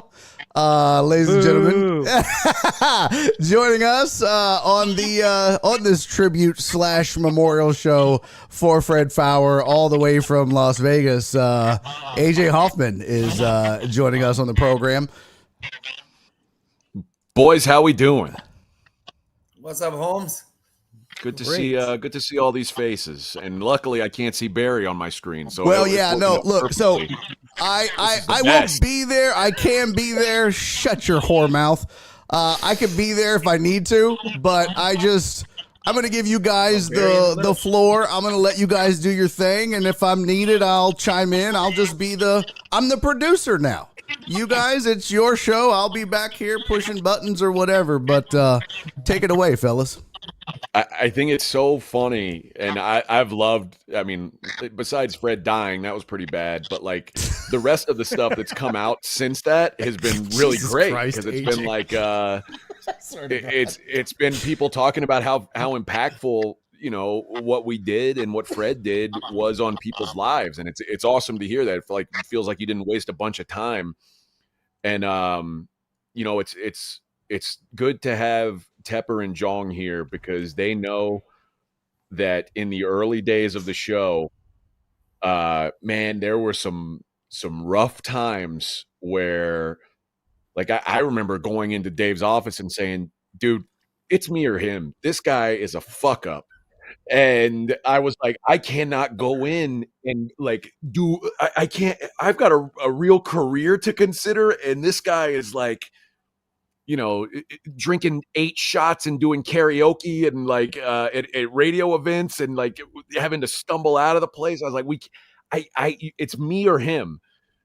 And I remember Dave saying something, and it really did stick with me, and it stuck with me once I was a programmer. And it's the best advice I ever got, because I was ready to just walk away from working with Fred, and I had some options in other markets, and I was like, I felt like it would be better for me to not be associated with this guy. And Tepper said, dude, you don't understand how hard it is to put together a hit show. And you need to think of this like a marriage. And there are times when it ain't going to be great and he's going to piss you off. But what you guys have is working. And it's something that he said he hasn't been able to find with any other show that he's put together. And I said, okay, I'll give it another shot. And I mean, Fred didn't change, because Fred doesn't change. But I adjusted my expectations, and Dave was right, man. We, as we went on, I accepted Fred for what he was and what his flaws were. And I just, I did my best to highlight those flaws publicly and make it as entertaining as possible. I thought that was the best way to go about it. So if this dude's going to be a screw up, I'm going to point it out publicly to everyone and try to make people laugh about it. And it was the best thing that ever happened to that show was that conversation with Dave, because I was literally ready to just tell Fred to fuck himself and be done with him. And I told Jong this. I mean, Jong, the time when Fred had and I'm going to make air quotes because I still don't know the truth of this, when Fred had a stroke on the air. That was not Convince me otherwise, Jerome. I've seen Fred drunk 100 times. Fred shithoused is the same as stroke Fred. It was the exact same body language. It was the same demeanor. It was Fred damn dies on the air, and I get this from AJ. I told John. No, he was slurring his words, and he didn't know he was slurring his words. I said, John, I said, I'm gonna you need to go get Dave. I said, I'm about to fuck this dude up. Yeah, I was so angry, because like it was one thing to get drunk and like act a fool when we're hosting Blitz karaoke after hours, but like from 4 to 7, like I'm all for having fun on the air, but like how about not be fall down drunk? Like And I said, Jong, go get Dave because I'm about to hit him because he's telling me he's not drunk. And it was so obvious that something was wrong. And then Dave came in and said, Fred, what's going on? Dave was like, you got to get out of here. And I mean, Jong and I were both convinced for the rest of the day, Fred, what an asshole. This guy got shithoused and showed up at work. And then turned out the next day, at least I don't know if he had a doctor's note. Dave can tell you that, but he said he had a stroke. I mean, he sure was talking normal the next day. Did you also not believe that he had the nut problem? No, I knew that was real. His torsion. That didn't ruin the show. Y'all want about somebody on our Facebook page was every like, time the nut discussion was up, that's classic. Somebody on our Facebook page was like, I think he's having a stroke while we were doing the show. We didn't get to check it until much later. And yeah, it turned out he had a stroke. It was like 713-780-3776. We were just like, what the fuck is going on? Dog, have you ever seen me that angry all the years you've known me? Have I ever been as angry as I was? I mean, I was like, my fist was balled up because I was like, you've got to be kidding me right now. You have to be kidding me. Because I was okay if Fred came in with a round in him. I mean, I'm not going to judge you. He was incoherent. This was like picked up. I've picked Fred off the floor of the casino and had better conversations with him than I could have that day. So it was bad. It was bad. I remember the best. Oh, go ahead, Dave. I remember that day. I mean, I was thinking of that when we were just thinking about different memories of that show. And, the thing with Fred was, he wasn't always the easiest guy to manage. I mean, to AJ's point there was definitely some days some nights I know that he had that were long, some days he didn't maybe come in his finest version of himself. That one in particular, I thought for sure that he was shit-faced drunk. And I think that was the first time I had to throw a host out of a studio. Because he just was basically incoherent. And I remember walking him out and going, dude, you got to get your shit together. Like, what are you doing? And he's like, I'm telling you, I haven't had any drinks. And he did come in the next day with a doctor's note. I remember that. And AJ, did you validate it? Did you call the doctor? That was his chiropractor. That was his chiropractor buddy that he got drinks with. Was it Dr. Dave? It was his dog's vet. Yeah, for sure. Like it was a dog dentist or something like that. It is like a veterinarian. But I will say, man, who's Dr. Pepper?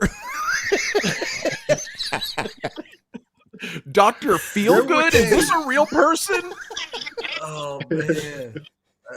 There were days, man, when look, I mean, and AJ, there are days when people are just a pain in your ass, right? There's been days when people have gotten themselves in some trouble.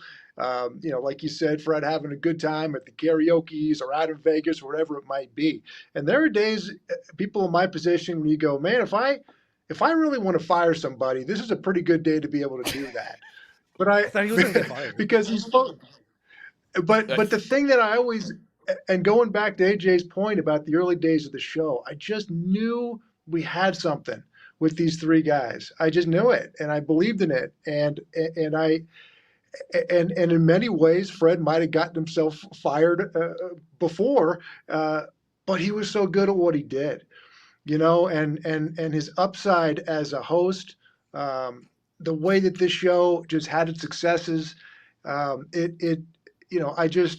always wanted to see things through with Fred because I knew, as I said, Fred was the blitz. Fred was the one thread that show had all the way through, and he was always good in any situation I put him in on the air. But like a lot of good big time talent, man, he came with some baggage, and there were definitely some days that I thought, man, I should just fire this son of a bitch. He's driving me crazy. This is ridiculous. But I always remembered how hard it is to find a good talent. I remember how much he bet on me and knew I was betting on him, and I just wanted to see that guy through just about everything that I possibly could. And part of what was so great about him was what AJ said, is the guy would sit there and he would take so much shit. I've never heard a host sit there and take as much shit as he took from AJ. And my favorite one, my by far my favorite one, was the day that Fred, the day before he came in like me with a bunch of gray hair. The next day he shows up with his hair jet fucking black. And I remember AJ coming to me and going, "Hey, have you seen Fred?" And I said, "No, I haven't seen him. I haven't seen him yet." He's like, "Okay." He's like, I can't. I mean, you got to come see him." So the show starts, and it's the opening segment. And Fred is doing the show like everything is just normal, Welcome to the Blitz on a Tuesday, and he's doing his thing, and you all are talking Rockets or whatever the heck it was, and it went on for about 10 minutes. And I came into the studio back there in Jong's production studio, and I just had to watch it, and I saw Fred sitting there. I mean, he was jet black hair, and AJ stops for a second and goes, "Hey man, everything good?" And he's like, yeah. He's like, "Huh?" Because I swear, did you do something different? No, nothing different. And AJ goes, "Huh? Well, did you get a haircut?" "Well, yeah, I got a little bit of a haircut. Yeah, I did." "Did you dye your hair?" Well, Frank goes, maybe. I mean, maybe a little bit. I got a little bit. And AJ goes, "Dude, you look like you dipped your head in a bucket of tar." He goes, "How in the hell could you come in here and do 15 minutes of sports radio with me with that on your head and never once address it? And then when I bring it up to you, you act like you hadn't done anything different." And for the rest of that show, man, AJ was such a dick. I mean, you just absolutely skewered him. And he sat there like Fred did, and he took it because he knew it was for the best of the show. And that's part of what made that show so great, is that Fred was willing to sit on that grill and absolutely take it. But that day of the jet black hair is my favorite. Tepper, I remember already sitting knew in where your you office. were going when you started that, because I was listening that day and in tears too, because we had a similar thing. Because when I left to go to the Boston Globe, Fred was the assistant sports editor, and Fred weighed, I don't know what the number is, that I'll make it up, 290, 310 something. And the next time I saw him, some 8-10 months later, he's a 210. He lost like 90 pounds. And the kind of relationship we had, because he did this with me all the time, I was like, what the fuck happened to you? and of course, that entire drinking night was me introducing women to him, like, "Hey, meet my new friend here." He's less of a man than he was earlier. And it was horrible. It wasn't even funny. It was funny to me, but that's all that matters. Cool with it. He's like, "Hey, go ahead, man.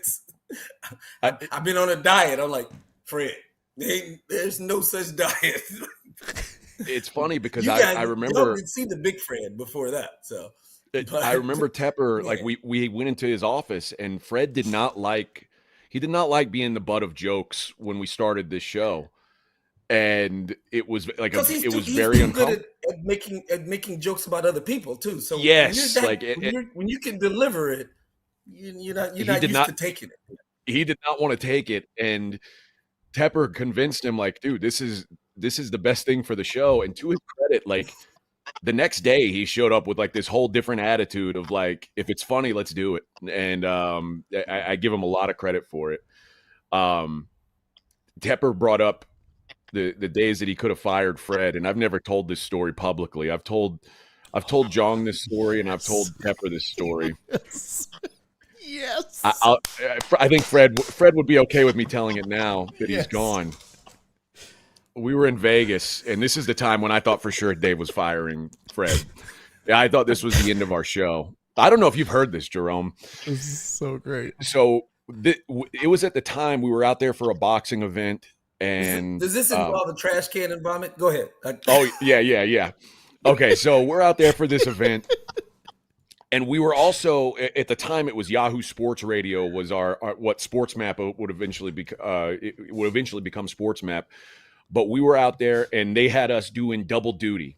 So we would do the morning show on Yahoo Sports Radio, Fred and I, which I always hated because people in like West Virginia or Tennessee would complain that I said ass on the radio or something. And I like the last thing I wanted to do was go into David Gow's office and hear about why I can't say the word ass on the radio.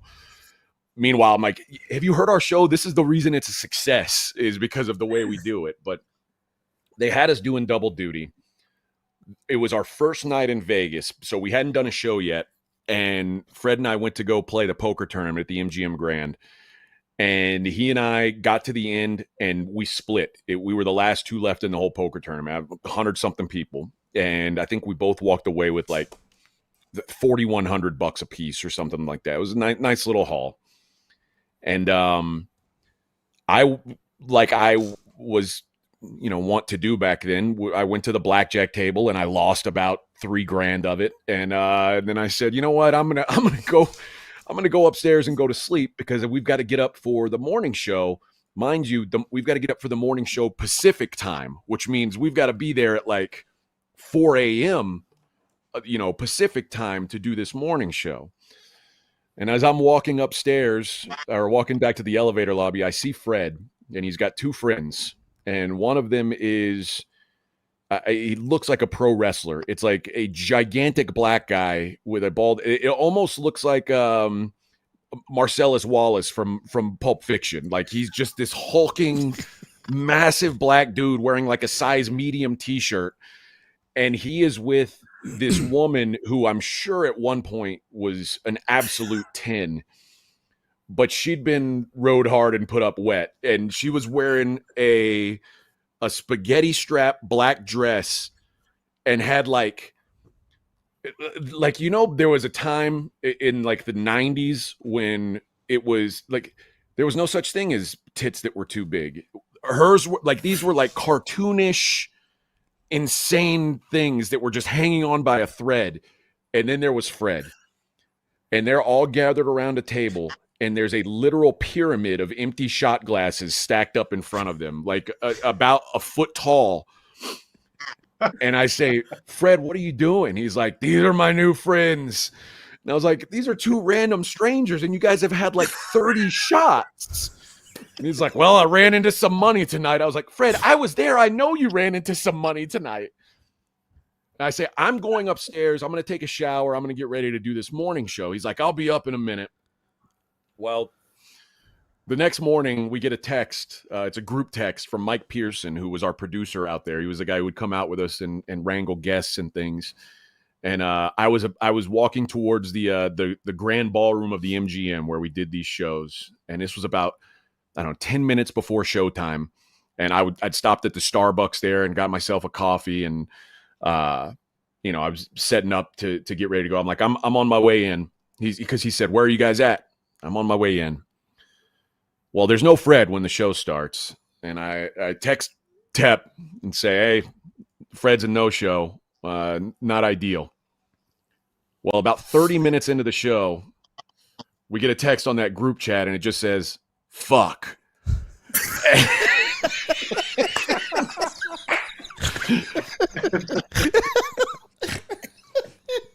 So Fred comes downstairs. I mean, he is like, you guys know how Fred gets. Like, Fred wasn't red, he was purple. Like, that's how, like, he'd been running. And when Fred turned a color that there's no other word for it's like something you can't describe, you can't match it in nature. It's like this purple, crazy ass color that Fred gets when he does any kind of exercise. Well, he comes in wearing the exact same clothes I saw him at that elevator lobby bar, smelling like an odd mix of cheap booze, cigarettes, BO, and vomit. And he's got his computer and he just sits right down like nothing's happened. His hair's a mess. Let's roll. he sits down and he just like he starts doing the show. Well, HBO was kind enough at the time. I mean, they were treating us great back then. For there was these boxing radio rows were a huge deal. They brought us this huge plate of fresh muffins and fresh fruit, and I was so excited because I was hungry that we had this fruit and muffin tray. Well, I start, we hit our first break, and I eat a muffin, and I'm like, Fred's like, oh, sorry, man. I got a little sick last night. He's like, I think it was the burrito we ate. I said, the burrito, huh? Okay. That must have been it. Like, we went to the restaurant and we ordered the exact same thing. So maybe someone poisoned only his burrito and not mine. It was possible. Okay, it's possible. Well, we start the next segment, and I'm talking to Fred, and I don't know what the hell we're talking about, but then Fred starts talking back, and then like he stops, and it's almost like his mic got unplugged. Like he stops in the middle of a sentence and he goes, "Who?" And I was like, what the fuck's going on? Fred jumps up, and we're on this platform behind a table. He jumps up and runs to one of the trash cans in the ballroom there. And this is one of those trash cans that has like a curtain around it. And everyone knows if there's a tray on top of that trash can hole, that means there's no trash can there. You don't use that trash can. They don't want you to use it because there's no can. He throws that tray and sticks his head in that hole. And it's like, I mean, I want you to imagine like the scene in The Exorcist where she keeps puking and you're thinking like, there's no way that can still be real. What's happening? It looked like CGI. It was just coming and coming and coming. And he was just making this crazy noise like, oh. And Mike Pearson and I are just staring at him like, what the fuck? And he comes back. He picks up that fucking tray and puts it back on top of the because he literally just puked on the floor. But he comes back, and unbeknownst to him at the time, when he jumped up, so these were the chairs that connect to each other to make like a line, like you would have at like church or something like that. And his pants snagged on one of those chairs and ripped from basically like the back of his right knee all the way up to the belt loop in the middle of the back of his pants was fully ripped.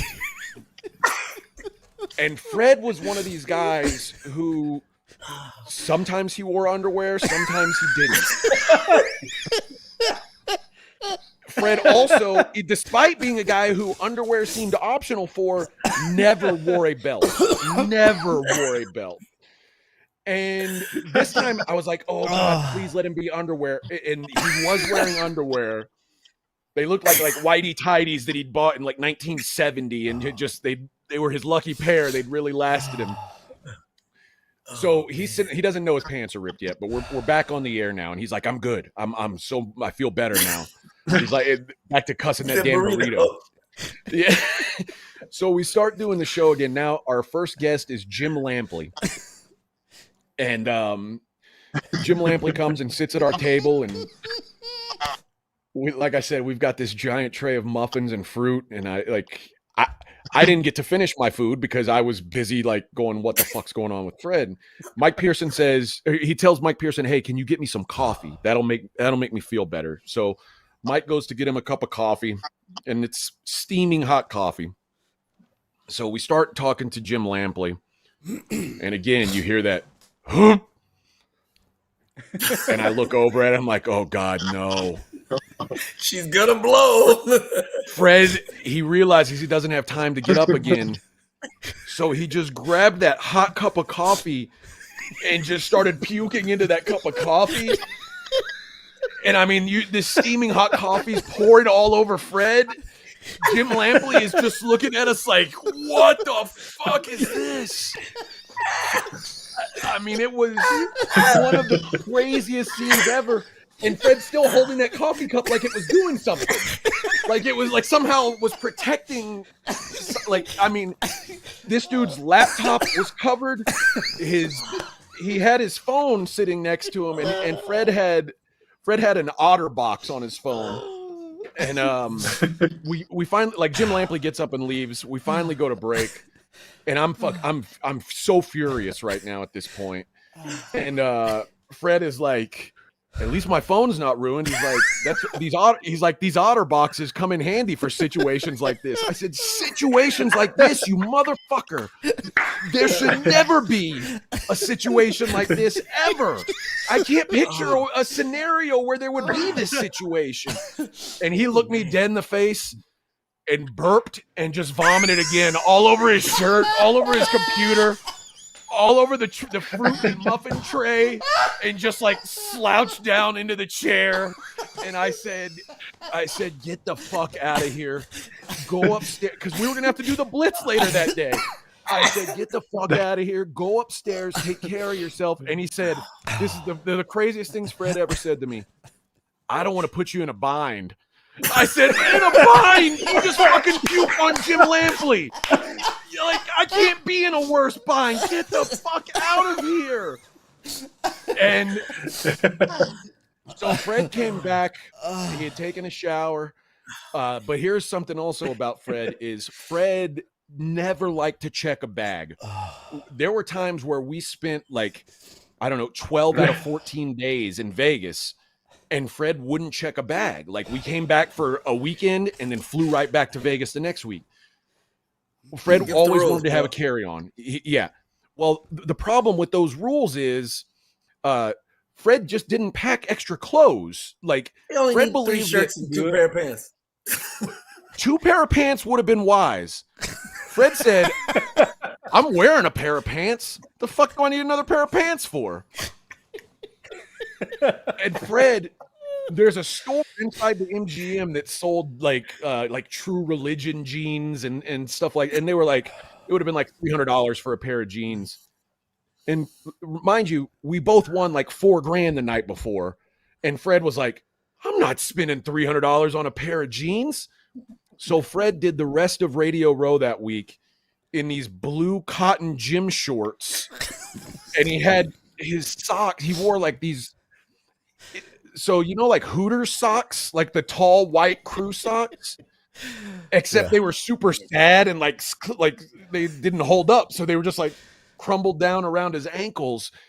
That's what he wore for the rest of the trip. And then, because obviously the one night that you couldn't dress like that was fight night. You had to like look decent on fight night. Fred mysteriously decided to go home early that week. It's, I don't think I'm feeling it for the fight. I'm just going to head out a little early, because Fred didn't want to spend $300 on a pair of jeans. But I remember, I said, Vargas. He would not spend $300 on some jeans. I said, when we get back, I said, there's no way Fred has a job. I was like, that was the last show I ever did with Fred. And we made no mention of it on the air. Like that day that we did the blitz, I just kept pretending like it didn't. We made no mention of it the next day doing the morning show on Yahoo Sports. I had to look Jim Lampley in the eye and be like, oh, hey, man, so sorry about your shirt. So, I mean, Fred had to buy a new laptop. There was, I mean, it was you couldn't see the keyboard of his laptop. It was just like an inch thick layer. Like his phone, even when he said that thing about the OtterBox, I really was kind of impressed, because you couldn't even tell there was the phone there. It just looked like a lump in the vomit. Like, I mean, that's how much there was. And somehow we got invited back. Somehow Fred didn't get fired. I was thinking, man, I don't even know what he could do to get fired. If that, like, it's called good management, bro. It's called good management.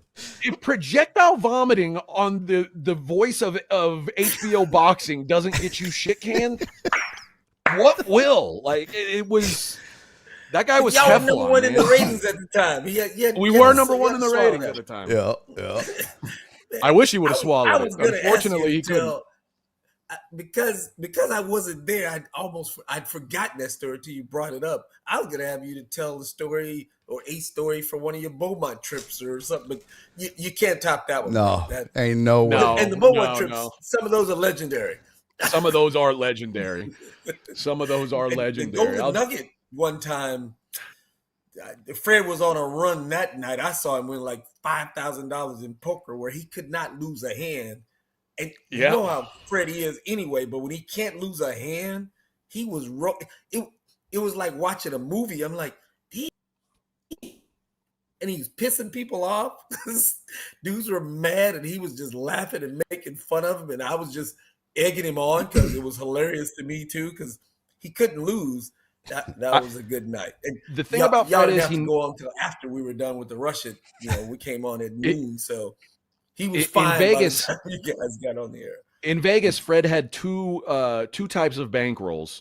He either was so flush with cash that he felt like he had to buy everything and just give you money, or he was so broke that he was like he was like shoving the free shit that we got at the events into his pockets and like asking you to borrow $10.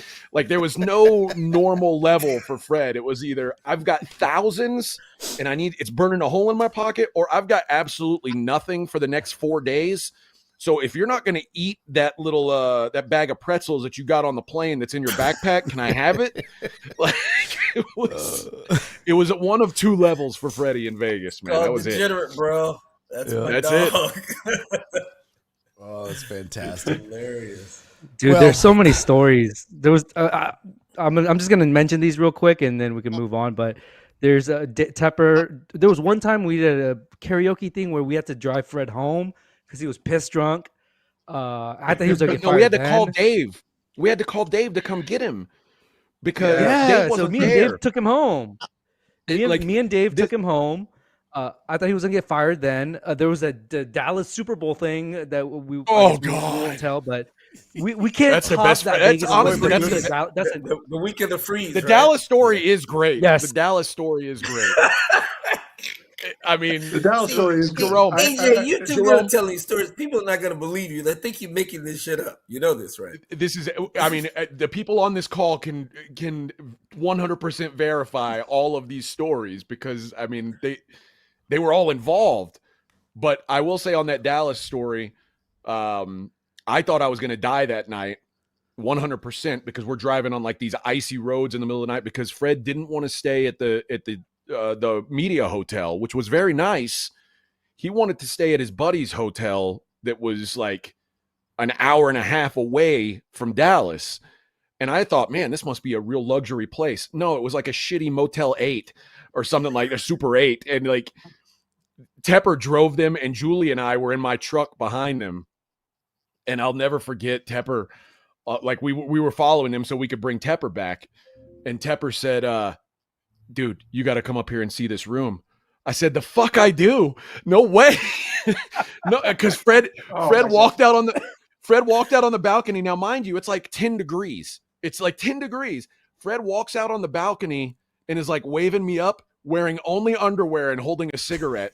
And like, come on up to me and Julie Takahashi. And I'm like, no way. We got to go, Dave. Get out of there. And on the Dave tells us, Dave's like, his wife was saying, who's this black guy in our car? And Fred was like, that's not a black guy. That's Dave. Yes. Yeah, that was Jong is right. I mean, I absolutely I was that guy's designated driver a couple of times. I signed up for none, but I knew somebody had to make sure this fool got his ass home all right. And that one there for Dallas, because yes, they had their car, and I remember him and his wife at the time.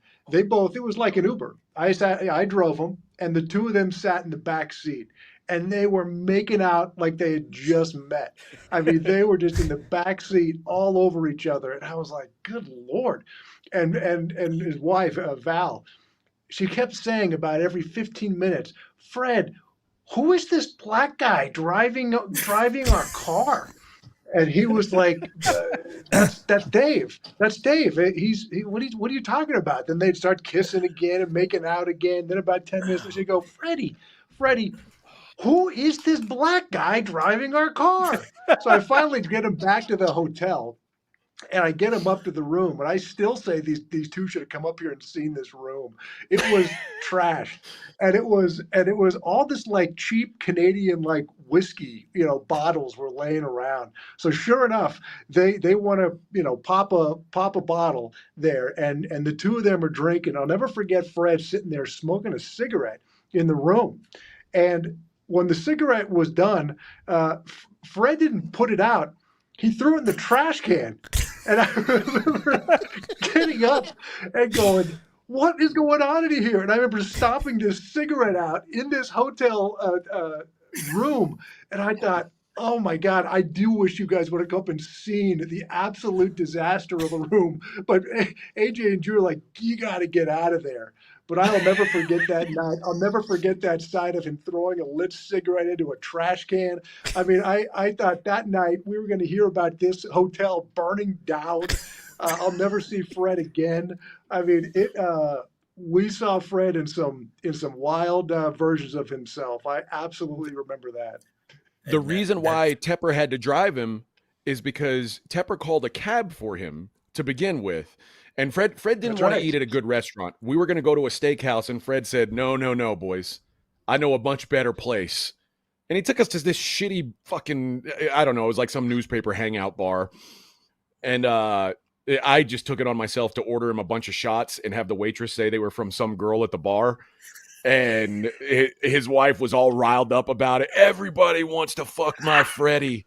Everybody wants him. And, so Fred's turning around and toasting the girl at the bar who has no idea what's happening. She's just like, hey.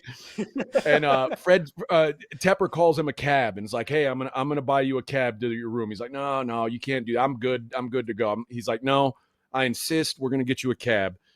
Now, mind you, this is like the great freeze of Dallas. Like, it's never been this cold or the weather's never been this bad. It took like 30, 40 minutes for a cab to show up.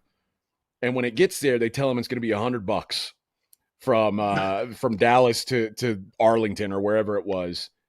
And Fred looks at cabbie straight in the face and says, $100, fuck you. And that guy just drove off. And Dave was like, what have you done? I was going to pay it. I was like, what are you doing? Dude, I will pay this with my own money. I will pay this. What the fuck did you just do? We waited all night for that cab driver, and Fred said, fuck you. And then he just drove off.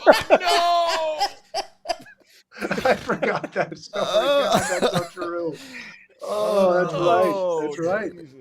So great. Oh, my man. That's Dude, there's nobody like this guy. I'm telling you. Like there's no second version of Fred. Like this is a one of a kind guy. I will always believe that. I love telling these stories. I love laughing about it because I know Fred's watching and he's laughing about it. And no question. And that's one of the things. Like there are people who live far less interesting lives than Fred. Oh my God. But you tell a story like everyone. Them, like everyone. Exactly. And they're embarrassed about you. Fred had no shame, dog. None. No. Like, he'd move on the next day like, yeah, last night was cool. And you know, kind of crazy. Jerome, you said something before I was on. I was listening, and you were talking about how he just walked away from the Chronicle job and was like, I'll figure it out. It's one thing I've always respected about Fred is like Fred doesn't operate with a safety net. And I think the most recent example is his last divorce. I was like, what'd she get in the divorce? He was like, everything. I was like, well, what do you mean everything? He's like, all the property, the house, all the money, cars, dogs. You didn't put up a fight? I was like, you didn't put, and he's like, no, I didn't put up a fight. He's like, I'll get it all back. Which I mean, I guess he did that from his last divorce. Like he was like living in a car and like built himself up to a job where he's, making a very comfortable living. And I think he really always believed like, if I hit rock bottom, I just climb back out again. Like you got to throw Fred to rock bottom like 10 different times. Because he didn't believe that he could be stuck there. He always found a way out of it. Always. And like I said, and he lived that way, but he with his friends, he talked to you that way. He would always tell you, oh, tomorrow's going to be great. It didn't matter where you are, what you're doing. He was like, oh, well, do this, and tomorrow will be great. And for many of us, most of us, we found that success. We got to that next level because he encouraged us to do it and that take that chance to do it, even while he was living in the way he was living. Man, he made you believe, because it's like, well, shit, he's out here, doing what's the standard line is the higher wire without a net. He was doing it without a wire. He just out there floating sometimes. It's like, fuck, Fred, are you sure? And that's part of why I got him in the radio. I was like, oh, hold up, dude. I don't like the way you live it right here after this.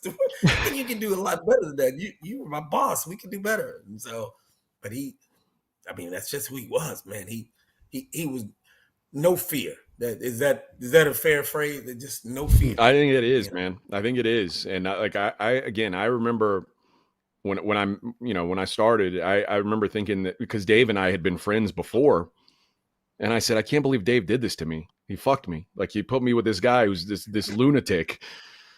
And it turned out, like, I mean, it really was what he and Jong and I had for that first 8 years, or I think it continued on, but that first 8 years or so of the Blitz was about as special a radio as I think you can make. And when you do bits that people are still talking about 10 or 12 years later, there's not very many shows can say that.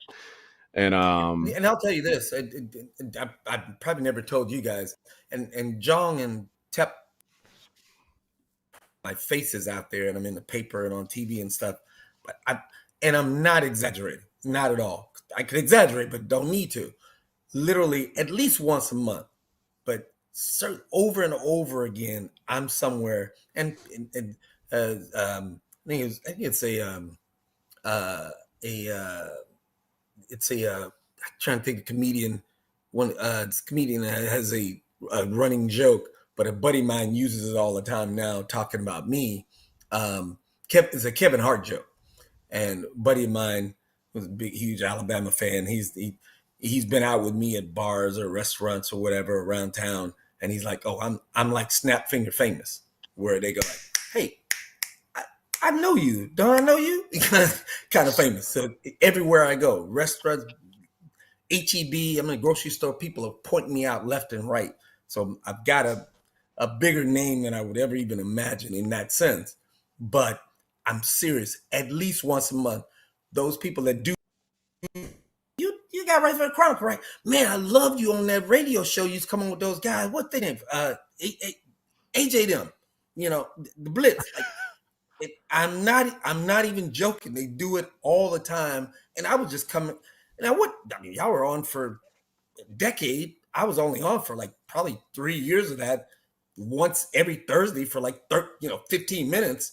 And people still to this day come up saying they love me there because y'all were driving them home every day. It's incredible. Yeah, well, I mean, it was again, the downside obviously is Fred being dead, but man, to hear all the people like hearing about how he impacted them, it feels good, man. It feels like we didn't waste a bunch of time doing stupid radio stunts. It was it really changed some people. That's a good feeling. And speaking of stupid radio stunts, I do want to let everybody know, because I've seen a few people asking in the chat. Yes, I have the full unedited pepper spray incident coming up later on. Stick around for that. In fact, we're going to reenact it. Jong doesn't know, but I have sent a team over there to his house. They'll be kicking down the door here any minute to spray him. No, but I do have that. We've got more tribute videos. We've got a lot more stuff. And I know, gentlemen, you got some time constraints, and this was just, look, this is exactly why I wanted to do this. This was fantastic and amazing. And I thank you all for joining this and doing this. Unbelievable. And I hope everybody out there that was watching this enjoyed it as much as I did, just getting to sit back and listen to these stories and you guys reminiscing, because this was fantastic. And this was amazing for an amazing human being in Fred. So thank you guys for doing this. Barry, I'm going to get out of here because I have nothing to do with that. I know you. I really think you should get them to at least give you like 3 on the pepper spray because you're gonna play it later because that they were there. I think should get them to talk about it a little bit. You know? Dave and Jong and AJ. Indeed. Yeah, it's their story. Yeah, let's do it. Let's do it. And then, so what we've got to do, we'll do is, love y'all, man. Hey, appreciate Love you, you, Jerome. Thank you for being here, buddy. Yeah, so let's do this. Let's get your thoughts real quick on the pepper spray thing, and then what we'll do is coming up on the rundown. So I've got more tribute videos from folks that worked with Fred, and then we've got some background and some information. And then coming up, we've got Aaron Raybould and Fred's original co-host, Matt Dean, the full pepper spray incident. And then I'm going to let Fred close out this show. I've got some clips and some bloopers and just a bunch of audio that Michael Carroll was kind enough to gather together and send over to me, and I kind of sifted through and just grabbed a bunch of stuff and threw it together. So Fred's going to take us home over the last, 5 or 6 minutes, so stick around for that. I think you guys will enjoy that as well. But yeah, you guys run us through a little bit the pepper spray moment, because what I found hilarious about it was Fred seemed a little reluctant, but still willing. No. Oh, no, that wasn't true. I think Fred knew. No, he egged us on. But I don't know if Fred really thought I was going to do it. And I'll be honest, I didn't totally know if Jong was okay with it either. I didn't get I didn't get full blown consent, I don't think, from Jong, which is maybe a regret that I have. But I also knew that as soon as it happened, it's like when you're a kid and you do bad shit in a group, when one guy in the group steps back and says, "Man, I can't believe you guys did that shit." That was Fred. Like, as soon as the deed was done, Fred was like, "What have you done?" I was like, "What do you mean, what have I done?" And I mean, my biggest regret was you talk about not working with a safety net. Neither Fred nor I knew how to take us to commercial break. So, I mean, Jong's writhing on the floor, and I'm like, "Tell me what buttons to push." And he's just like, "I don't know." And then Jong's yelling, "Don't cuss, don't curse." Don't I mean, it was an absolute sales guy mess. dropped an S-bomb. Yeah. But that was one of those things, as soon as I did it, I realized that I hadn't properly planned everything out. And it was one of those things that I knew would be funny, but it didn't quite, the bit didn't quite go in the direction I thought it was going to go. And again, Fred instantly took that step back, "Whoa, what were you thinking?" Now, to his credit, when it came time to go down to the end of the hallway with management, Fred probably took more of the blame than he needed to. Because he was like, "Yeah, it was my idea before it was AJ's," which was absolutely false. But really? he just didn't want me to get in trouble. AJ's idea. Wow. It was my stupid idea and my stupid fault, and I'm the one I pulled the trigger. It was my crime. But don't get me wrong, Fred certainly was a willing co-conspirator up until the moment that it happened. And then I tried to help Jong. I brought him coconut cream pie from the fridge and shoved it into his face because we didn't have any milk. So when the paramedics got there, Jong has just got pie all over his face. It looks like you guys hazed him, I'm thinking, because you pepper sprayed him and then pied him in the face, and then you're like, "Get him out of here." He was laying on the floor of the conference room when the EMTs showed up. It was that bad. Jong, go ahead, buddy. I'm sorry. No, I was just gonna say a little backstory on this. So how we got the pepper spray is Abel, our board op, doubles as a security. If you've seen Abel's, he's huge. He's 6'3" and 250 pounds. But he doubles as a security guard, and they would confiscate pepper spray and mace and illegal stuff that you couldn't bring into stadiums. And so he had years worth of pepper spray and mace lying around, and he had them in duffel bags, and he just brought them up to Cumulus because some of the ladies up there, might want some, and AJ, and he just had it in the studio. And then AJ, I saw AJ's face, and he was looking at that pepper spray. He's just like staring at it. I could see the wheels turning. And so we had this thing. If we could get a certain amount of likes on Facebook or whatever, and by a certain date, I think it's like October or something, and we hit that in record time. And we, instead of talking about a day to do it, we just said, let's do it today. And then we were like, all right.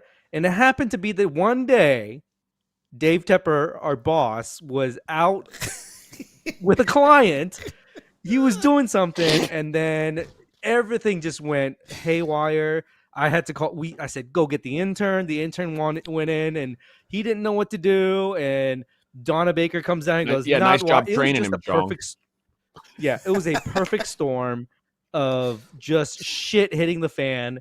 And I don't know when Dave got back to the station. I think it was when I was writhing in pain in the conference room. And it was just the no health insurance. It was just a perfect storm.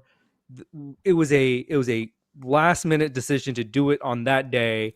And it was just, it just turned into gold. A lot of us have heard I told our GM that Dave said, wait till I'm out of the office to do it. Because a lot of us have heard it from AJ and Fred and Jong's perspective. Dave, tell us from your perspective, your thoughts on this whole thing. Like, I do want to read real quick though, because Jong you have a great thread about Fred and your the move through ESPN 97.5 and with Matt and Fred, and then to the Blitz and everything. And Dave has a great tweet at the end of the thread after the pepper spray incident, and Dave tweeted out and said, I learned when a show says they're gonna do something crazy, take it seriously. That's fantastic. From your perspective, Dave, what talk about the pepper spray incident? Probably one of the best moments in sports radio in this city ever. Oh, it's an all-timer. And I remember it was a goal for the guys to hit a certain amount of Facebook follows or likes or whatever.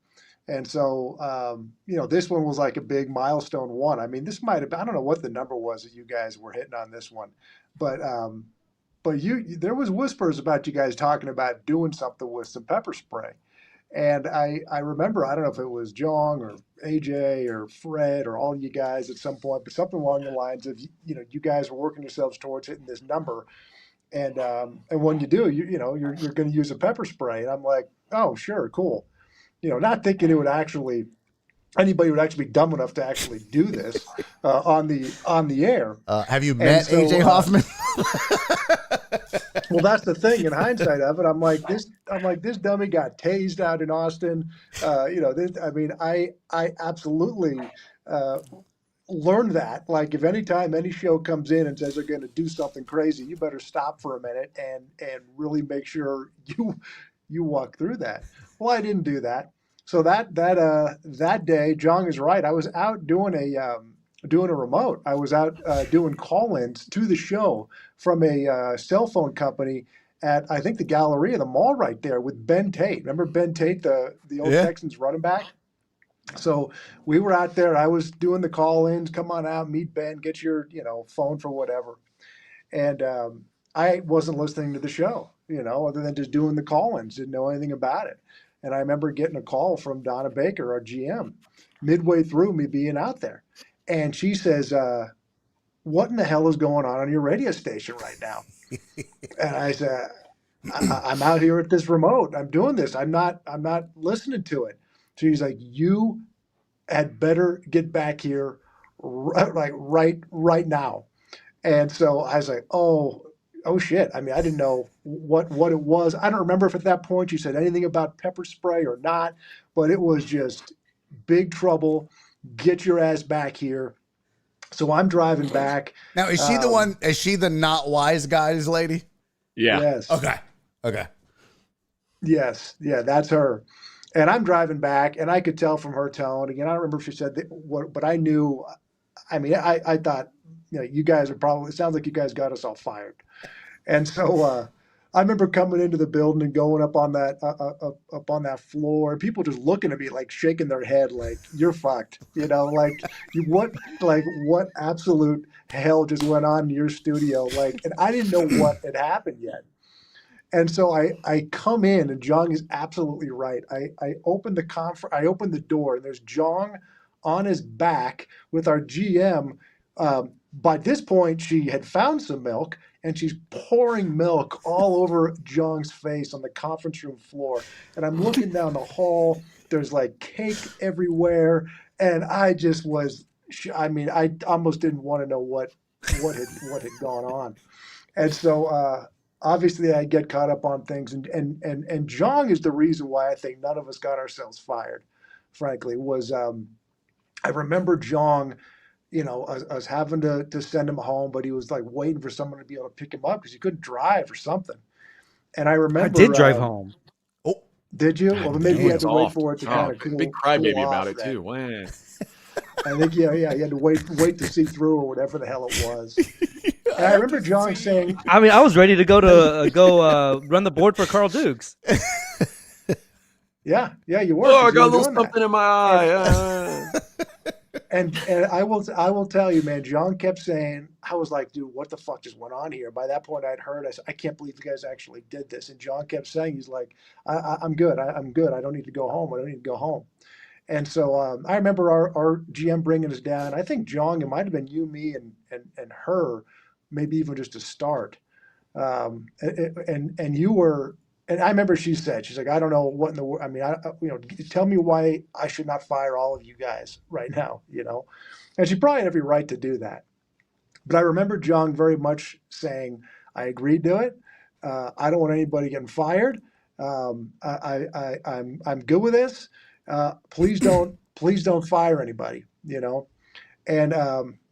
And I remember a big part of why nobody got fired was because of the fact that, first of all, Jong said that, and secondly, the station was starting to win. I mean, we were putting up some points. The show was putting up some points. The station was doing really well. So I remember she heard all of our stories. As AJ said, we went in. Fred did take a lot of the heat on it, and I remember just waiting. It felt like an eternity for when she was going to come down the hall and tell me what the result was going to be, who's fired, what's going to happen. And the punishment ended up being a suspension. It was like not even like a week. And I remember her, going, well, the show's got to be suspended. We're suspending them. And, you're going to have to get people to fill in. And if they ever do something like this again, they're going to get themselves fired. And you need to call and let them know that and make sure they understand that. And I remember calling and I remember Fred basically being like, "We're not fired." And I said, "No." He's like, "Nobody's fired. No, you're all suspended." And Fred, I remember him saying something along the lines of, "This might be the best thing for the show." I mean, the fact that we're going to be suspended, people are going to wonder what happened. Did we get fired? I can't believe we're not being fired. And I remember him even thinking, like, shouldn't we can we be suspended for longer? Just to try to get some real buzz on the show. That's great. And it turned out to be exactly that. He was absolutely totally right. The thing David Barron wrote about it.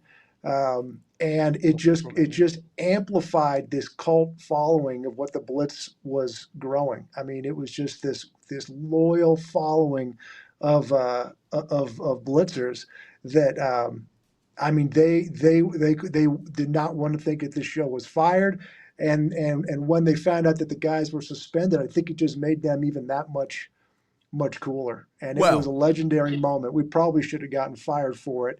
But it ended up really, in many ways, flipping that radio market around. And once again, Fred, the Teflon Don, not getting fired. Just can't get rid of the guy. Can't get rid of him, no matter what he does. Well, fellas, this was everything I hoped it would be, and I hope the folks out there watching are enjoying this. This was absolutely fantastic. Well, we have a ton more to go, a ton more to get to. We still have Aaron Raybould's going to join us. Matt Dean is going to join us. I've got tribute videos. AJ and I are going to hang out and chat for a bit. Plus, we have the infamous pepper spray incident. You do not want to miss it. It's about 15 minutes long, but it is gold. It is pure gold. You do not want to miss a single minute of the pepper spray incident. And then, like I said, I put together a video or a clip. It's about, I don't know, 5, 6, maybe 7 minutes of just some of the best of Fred, some of his isms, his bloopers, doing reads, and him and AJ talking, and just a bunch of stuff that you don't want to miss. So stick around for that. But Dave, man, I really appreciate you taking the time to do this, man. Thank you so much for agreeing to do it and joining us. Thank you very much, man. I appreciate you doing it. Love all you guys, for real. All you blitzers, love you guys. Freddie, I love you, man. Truly. Okay. As I said on AJ's tweet, I mean, we did, all of us on this call, all of you blitzers out there, we did some shit. That's for sure. And Fred was a guy who believed in it, believed in me and himself all along the way, and will be loved and missed. So Barry, thanks for putting this together, man. Love you. Nah, man, my pleasure. Love you too, buddy. Jong, thank you so much, dude. I know you had to bounce, but thanks for sticking around for a little extra, dude. I really appreciate that as well. And I know the blitzers and the Fred fans out there appreciate you taking the time to do this and hanging out a little longer as well, man. Of course, this was very, very fun, and I think Fred looking down and smiling and enjoying the stories with us. And the one little caveat to that pepper spray incident, it was, I either get tased or the pepper spray, and I ended up choosing the pepper spray because they were like, "Oh, what if you have heart problems that you don't know of?" And it hurt less. And so I went with the pepper spray. So that's what it is. Do you regret it? Do you regret it? I don't know, because I don't know. AJ probably could answer that a little better, because I've been tased and pepper sprayed. Being tased is way better than being pepper sprayed, because it's way more temporary. Okay, well, you should have told me then. Yeah, like it sucks really bad, but only for like a minute. Like getting pepper sprayed sucks for like hours. Like, I mean, the next day, days. Like, no, days. No, it ran down my face and went down in the nether regions for a few days. It got in my It was pee-pee terrible. All right, look, hey, thank you, Barry. Thank you, Jong. Thank you so much for doing it, man. I really appreciate it. Listen, stick around. AJ and I are coming back in a bit. I do have another tribute video. We've got a lot more folks that you're not going to want to miss, that have more thoughts and stories and wonderful things to say about Fred. So stick around for that. And then stick around for some info and information you may not have known about Fred, including how much was Freddie worth in the death pool. Don't miss that. We'll be back right after this. More tribute videos. Check this out. Hey guys. Fred Faour was more than just a colleague to so many of us. He was a friend. He was a mentor. He was somebody we could always turn to. For me personally, I wouldn't have had the success that I had and have in the sports industry if it wasn't for Fred. He gave me a chance. He believed in me. And he just presented me with so many opportunities. He was somebody that you could turn to inside the office or outside. He was a really good guy, and I don't really know many people who actually disliked him, and that says a lot. So Fred will be missed very, very dearly by a lot of people. Hey guys, this is Shock, and I had the privilege of knowing Fred since back in 2010 when I began my odyssey over at ESPN 97.5, and I gotta say that if Fred Faour believed in you and he could see that you not only had something to bring to the table, but that you were going to work hard to make whatever that something was work for everybody, and if he knew that your efforts were going to be earnest, man, you were never going to find a better encourager. You were never going to find someone who had your back more than Fred Faour. And I can remember when I first got on the air over at GAO, I was reading sports updates for Yahoo Sports, and it would be during his show on Saturday nights, the Fred Faour Show on Yahoo Sports Radio. He would wander into the bullpen and just randomly pick up whatever copy I was working on, read it over very quickly, edit it so quickly and expertly as only someone with decades of editing experience could, and not lord that experience over me, man, but tell me, why did this read better? Why was I going to sound better? Not just because it was going to be a reflection of his show, and it wasn't strictly out of correction, but because he wanted me to be better at what I did. He wanted me to take whatever it was I brought to the table and push it as far as I could. And in doing so, not just a reflection of me, but man, on us as a unit. The story of Fred Faour, folks, isn't just about all the successes that he had, or as he would say, being a made guy in Houston sports. Not just about all the stuff at the Chronicle with AJ and Jong and 85 other producers at the Blitz. The books, the podcasts, everything else. It was also about people like me that Fred was willing to help climb the ladder that he was already so far up on, rung by rung, when he didn't have to, when a lot of other people wouldn't. Fred really did try to look out for as many people around him as he could.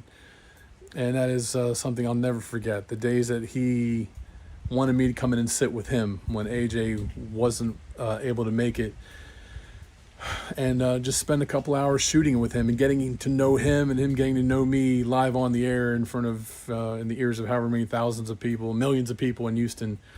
And that was a privilege and an honor. And nothing meant more in those days than getting his approval on what I was able to do. So to his brothers, to Fred's brothers, to his kids, to AJ and Jong, everyone else that was so close to him, man, all the condolences in the world from my family to yours. We lost a great one. And Fred, we're going to miss you, man. Fly high, rest easy. We'll see you on the other side. Hey, what's up, Barry? Thank you for asking me to do this. You know, what can be said about Fred Faour that countless radio, TV, print coworkers and friends haven't already said about him. You know, he was a true grinder. He always had some sort of project going on.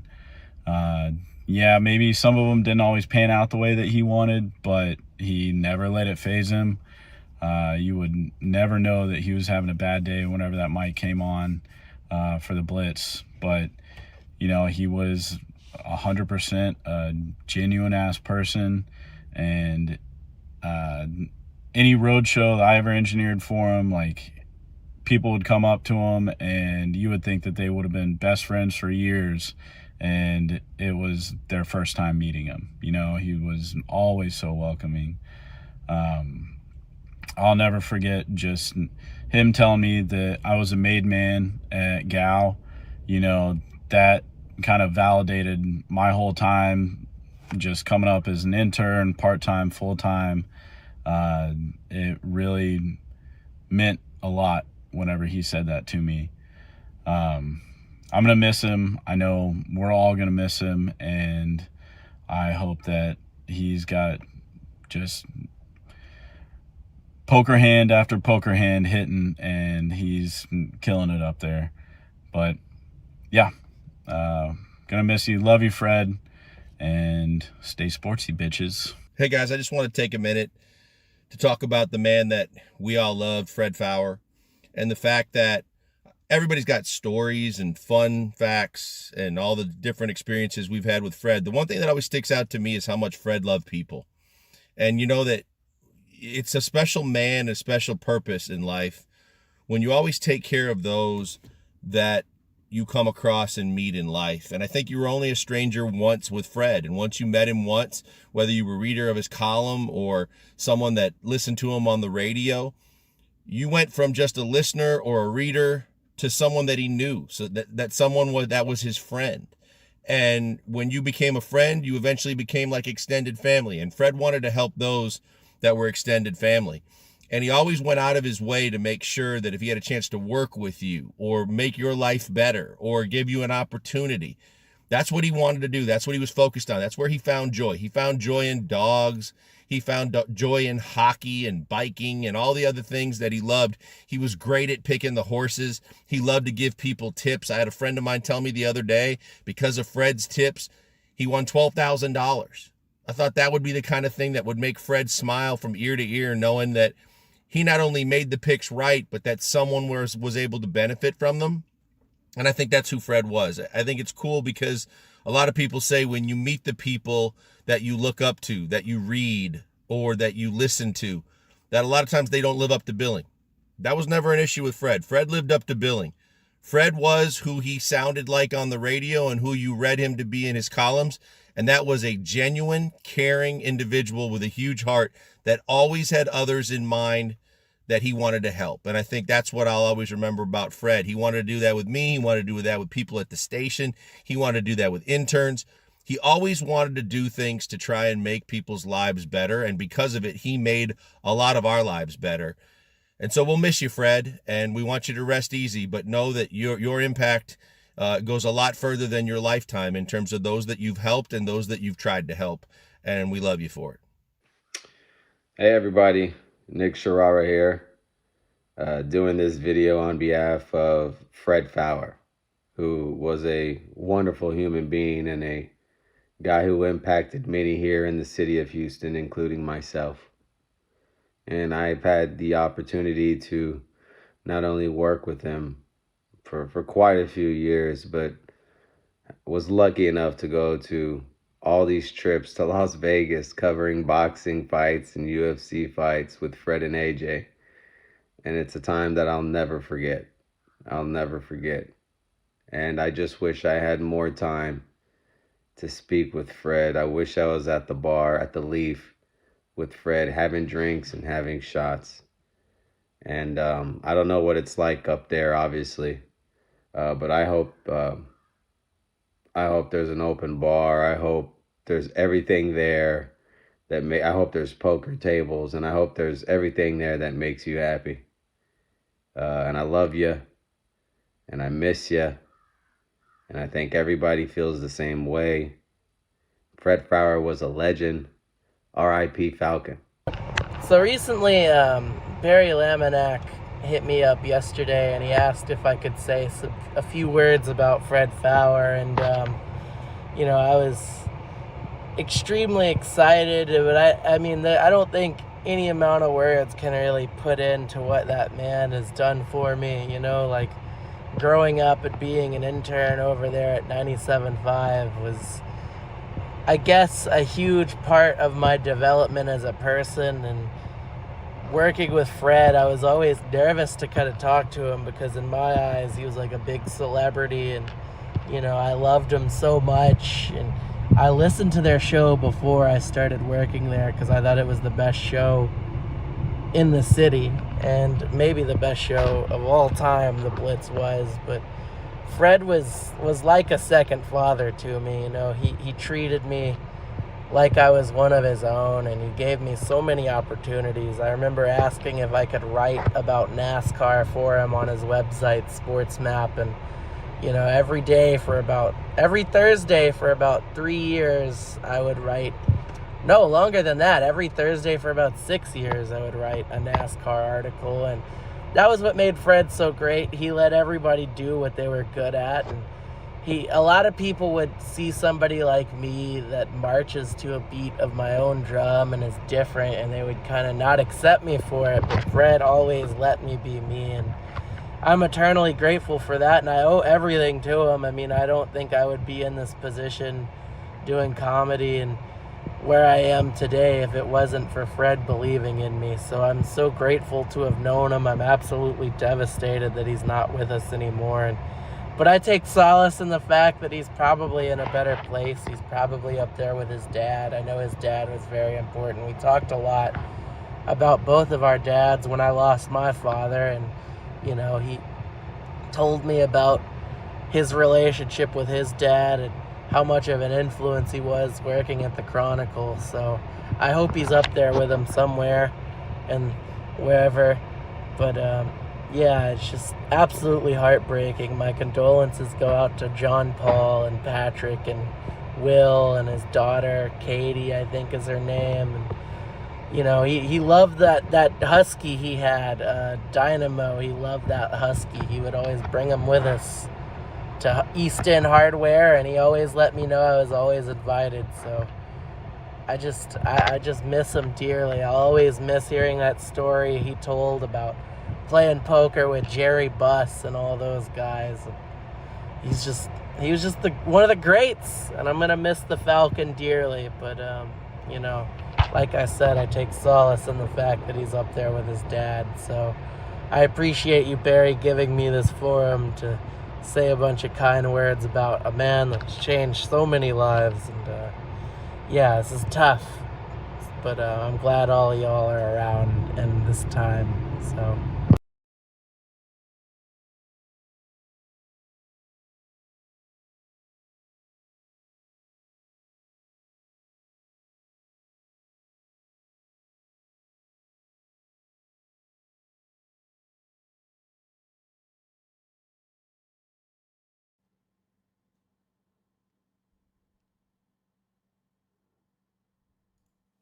All right, welcome back to the tribute / memorial show for Fred Faour, the Falcon.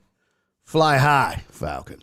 Thanks to everybody that sent in tribute videos and taking the time to do that. And I was not easy to work with. I was like, hey, I need them by noon on Sunday. No bullshit, no BS. Get them to me. I got to make these. We got to get it done. And everybody was kind enough to comply with that. And so thanks to everybody for that. And thanks to you, AJ, for helping me put that slide together. I'm going to put it on the screen. Everybody should still be able to hear you and hear us talking. But I got a couple questions for you because I didn't know a lot of this stuff. And I kind of relied on you because, you know, outside of maybe John McClain, you might know Fred better than most, you know? Well, listen, I've spent more time with Fred in my adult life than anyone besides my wife and kids. Like, yeah, it's a crazy thing to think about, but that's just a fact. Like, I was with that dude every day for 12 years. It's you get to know each other, man. It's wild. Yeah. So just looking at this, I just need to know a couple of things here. First of all, what the hell is 3.5 marriages? Fred got married once, I believe, in Las Vegas, and found out shortly thereafter that the marriage wasn't exactly legal because the woman was still married. So it got annulled and back to square one. Just counted as just a regular half marriage, not a full marriage. No way. Got it. And that's fantastic. Typical Fred. Yeah, he tried. He shot his shot. Yeah, and man, 41 points in the death pool. I know Fred would probably be pretty proud of that. That's a pretty decent score, right? I know he's proud of it because he and I both had him in the death pool this year. Can you draft yourself? You can. We both got 41 points, but the beauty is because, I mean, he's not going to be around. Even if he does win, the prize is going to go to second place. So it's like it's like I just took an insurmountable lead in this thing. Oh, so, wow, that's kind of cheating though, dude. You can't. I mean, listen, sorry. Like if he knew, then he should have known. Well, I mean, I can't collect your prize. Well, I guess so. I mean, we did lose Sophia Leone. How much are porn stars worth? Do you get bonus? No bonus. No? It's 100 minus their age. So if she was like 25, it's a 75 pointer. Yeah, she was 26. Yeah, 74. That's a good number. That's a strong number. That's a pretty good pull, huh? Yeah. Oh yeah. I should know that. Well, well, lucky you. Yeah, we do count horse years and dog years in different. It's not the same as people years, but I don't think anybody had any horses or dogs this year. So, well, I don't know. Maybe our next guest, maybe our next guest had a horse. I don't know. Joining us now on the program, a guy who had to work with both of you degenerates. On the Blitz as well, producer Aaron Raybould joining us on this tribute to the Falcon. Aaron, what's up, buddy? How are you, man? Thanks for doing this. Hey, gents. I wish we were doing this for a happier reason. Yeah. But, you know, I figured we were good. I told Fred this when I saw him a couple weeks ago. Like Barry dying right before or his what? birthday. I told him My we were gonna wife would agree. have to do a big blowout for his 60th, like get everybody together as like a whole crew, like Tepper and everybody, and he was like, yeah, sure. Like, of course, Fred wasn't ever gonna say no to a party. But yeah, I mean, I've been watching this entire time and crying, laughing about some of like stories that I've heard a million times. The Vegas story I've heard a million times. That wasn't the story I thought AJ was going to tell about Vegas and Fred's pants problem, but you know. Oh, which one did you think? I mean, I'll set AJ up for it. There was a he may not want to tell it. I think he does. There was a certain time where they were headed back from Vegas, and I know which one. This might be my favorite. AJ's sitting watching Fred try to load up luggage in the overhead rack, because AJ said Fred doesn't check a bag ever. Fred keeps it and then puts it above you in the overhead storage. I mean, AJ, you're standing behind him, right? The whole No, I was sitting down. I had the window seat. And there was some poor girl stuck between where Fred was going to sit and where I was sitting. I guess I say some girl. She was probably, mid-20s, but like a very tiny person. So I was like, oh, at least we got a tiny person. I was feeling good about that.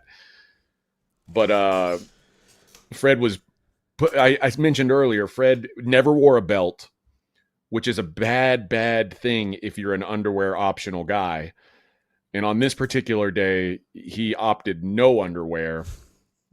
And as he's reaching up, his pants had sagged down and were resting on the top of his crumb. And I mean, it was just a veritable forest of bush staring this lady in the face. And she turned to me and like, I thought she was going to vomit immediately. Just mortified. And then Fred just sits down and like, hey, I'm Fred.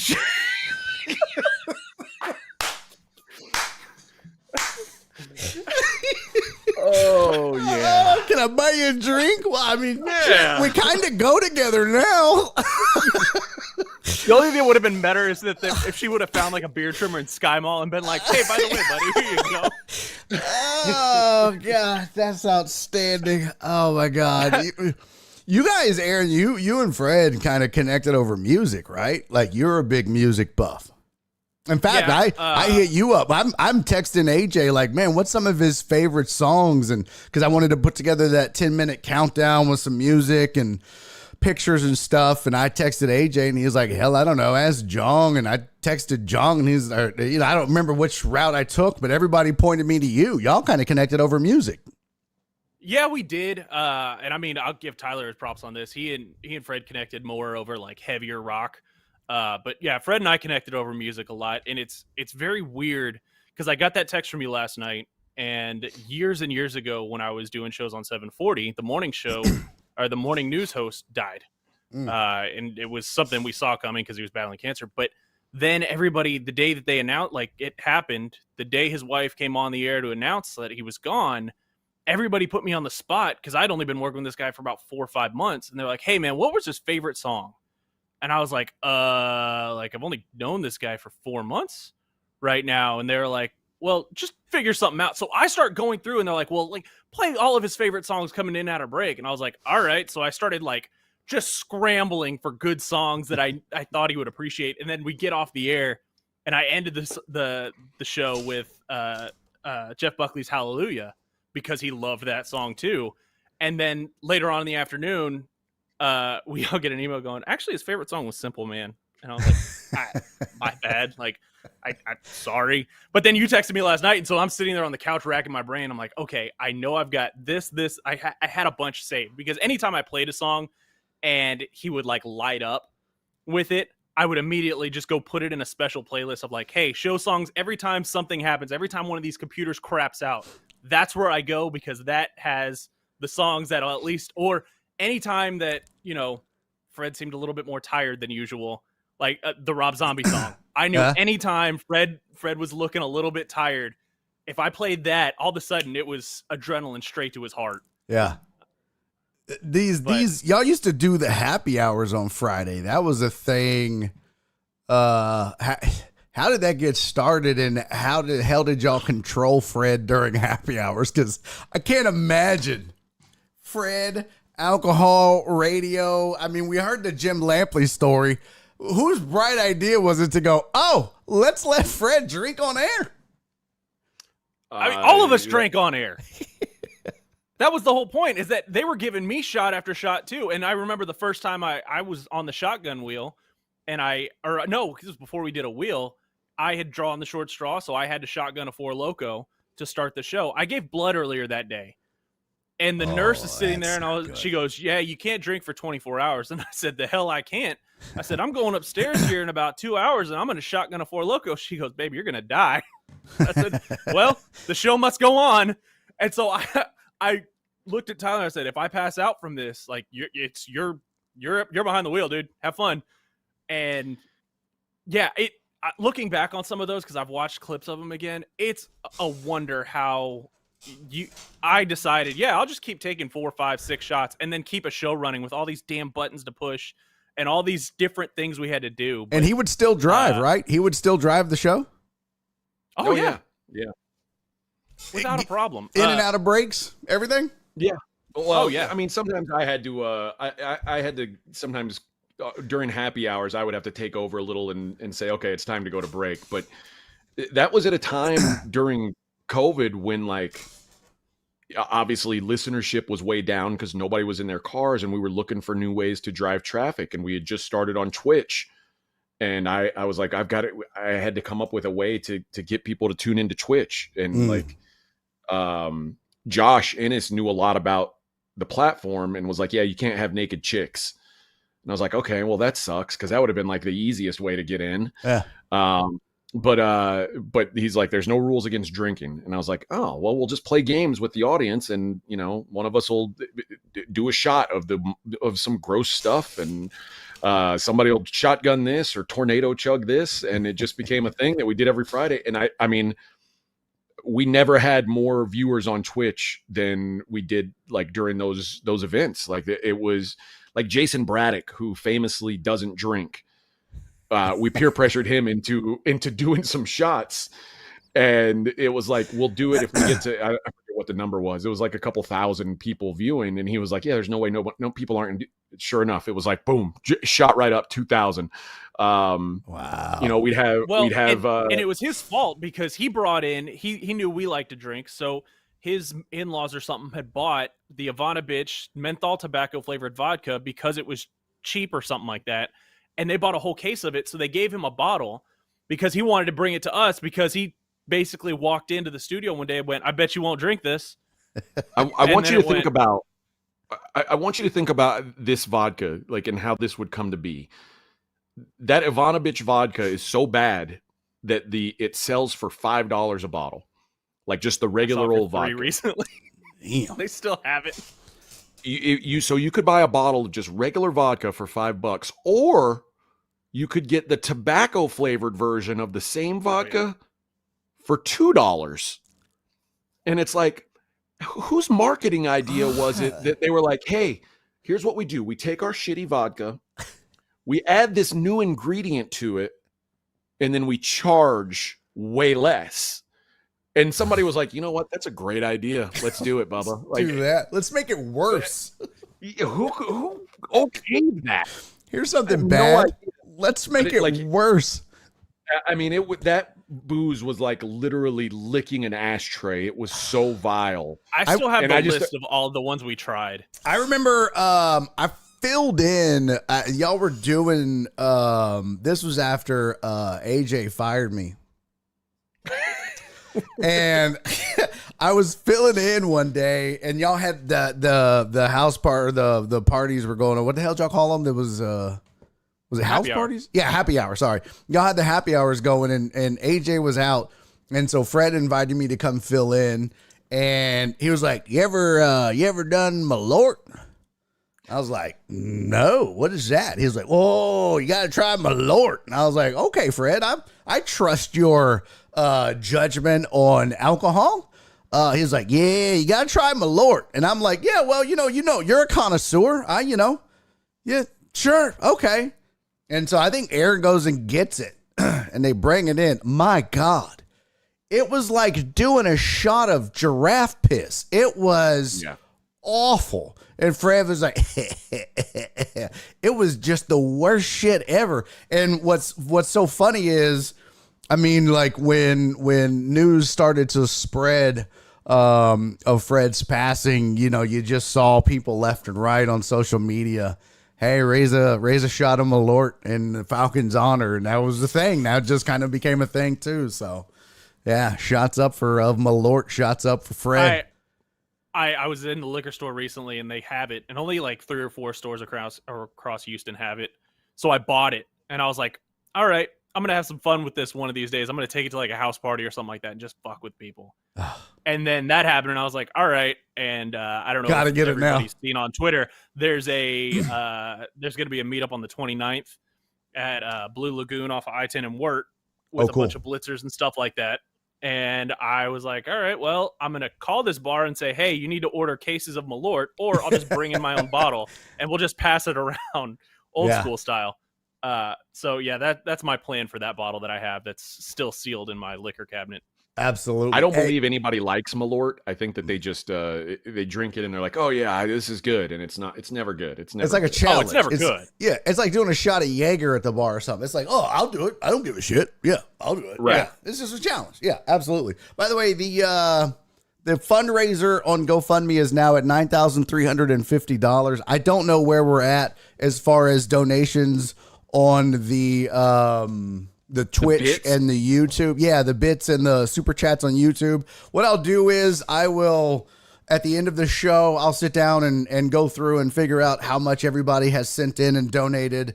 And if you're not following me on Twitter, @BarryIsFunny, and I will post an update on how much you guys have donated and submitted, and then we'll add that. I'll go in and add that to the total. And by the way, I plan on donating $100 to the GoFundMe, so that's $9,450. It's currently at $9,350. So whatever we have currently, it'll go up by that. So we're getting pretty damn close to the $10,000. So fantastic. Hey, Aaron, listen, man, we are way behind, bro. I really appreciate you being patient and hopping onto this, dude. I wasn't not going to do this with one of the 2 producers of the Blitz, man. Thank you so much for popping in, man. And hey, kudos to you for stepping up. I asked at the very last second for you to help me out and make that 10-minute intro video, and you stepped up and did that for me, man. So thank you so much for helping out with this. I really appreciate it. Dude, anything for the Falcon. Oh, Everything and anything that he could have ever asked, I would have done it.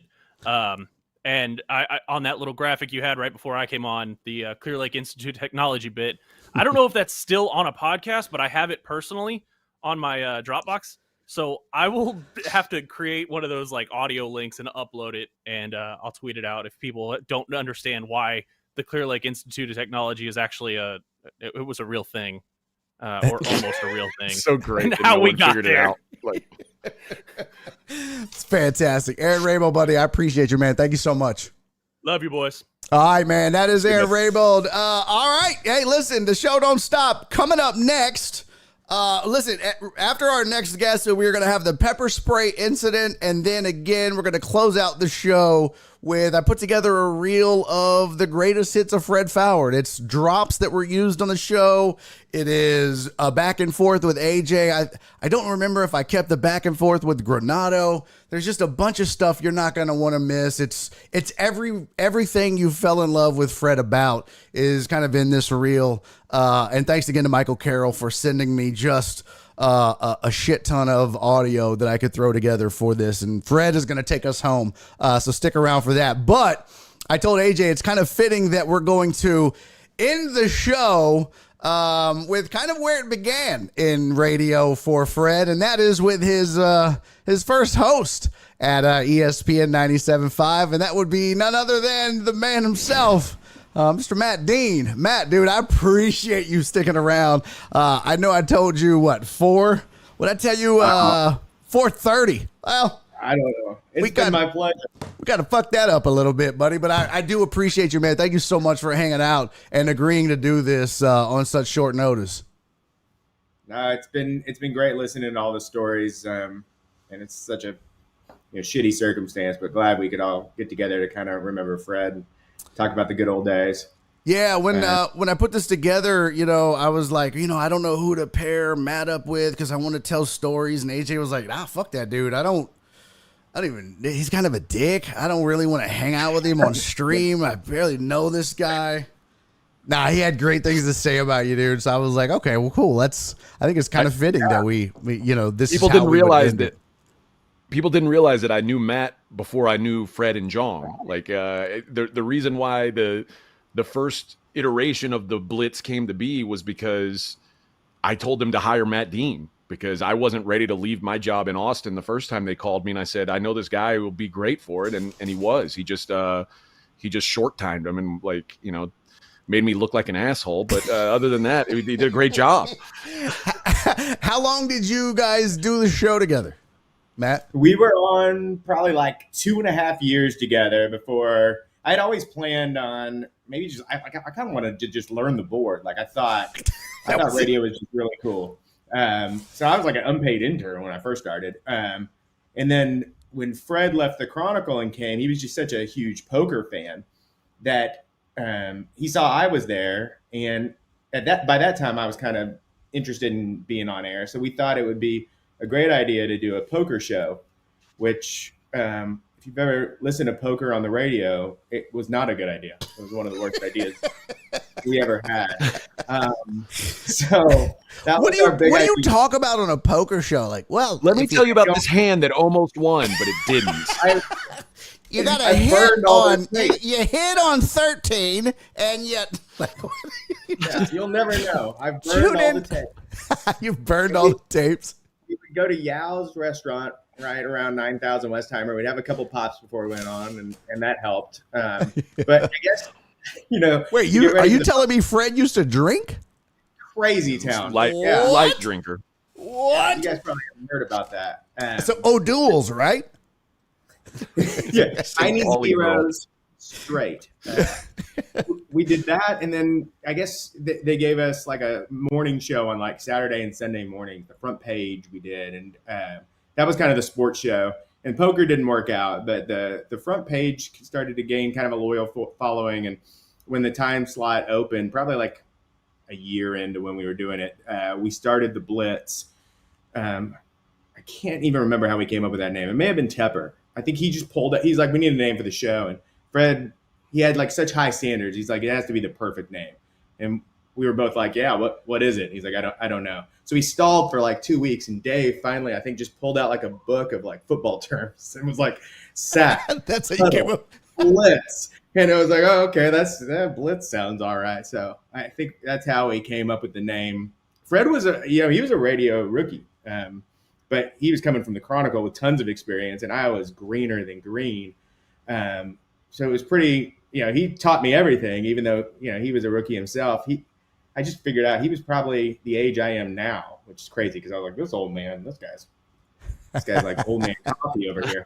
But he was great. He would drive. He had like encyclopedic Houston sports knowledge, and I kind of kept up with more of the national stuff. So it was great. I mean, once we kind of figured each other out, and we could kind of play off each other, we had a ton of fun. And I'd always, like I said, I kind of wanted to just learn the board. And I was trying to get some work experience before I went to school. So I had been accepted into an MBA program. So it was a tough decision because I had never dreamed I'd have such a sweet gig with Fred, and loved him and the station so much. But I felt like couldn't really pass up on this school opportunity. And AJ and I, you knew my brother way before you met me, but yeah, we were friends probably 5 years before then. So I think it was natural to try to call you up and see if you could come down. I remember AJ after like 2 weeks, I think, people had really missed me and they were calling the show. And I was trying to give you like a pep talk, like, man, it's going to be all right. They're going to forget about me in no time. And you're like, I know. Yeah, they were like, I was there when Pat Bean was there.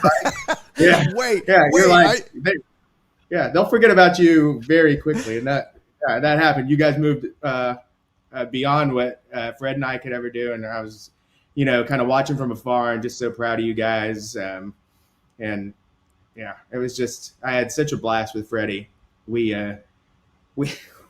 we had some times where we just wanted to punch each other, and we had other times on the air where we had to go to break because we were laughing so hard we like could not continue the show. I don't really remember. One time we just had a guy from ESPN on, and we started arguing with him about like the Florida Gators, and it turned like super contentious, and then we were just laughing so hard. I mean, I just had such great memories of Fred and I doing really dumb shit on the radio.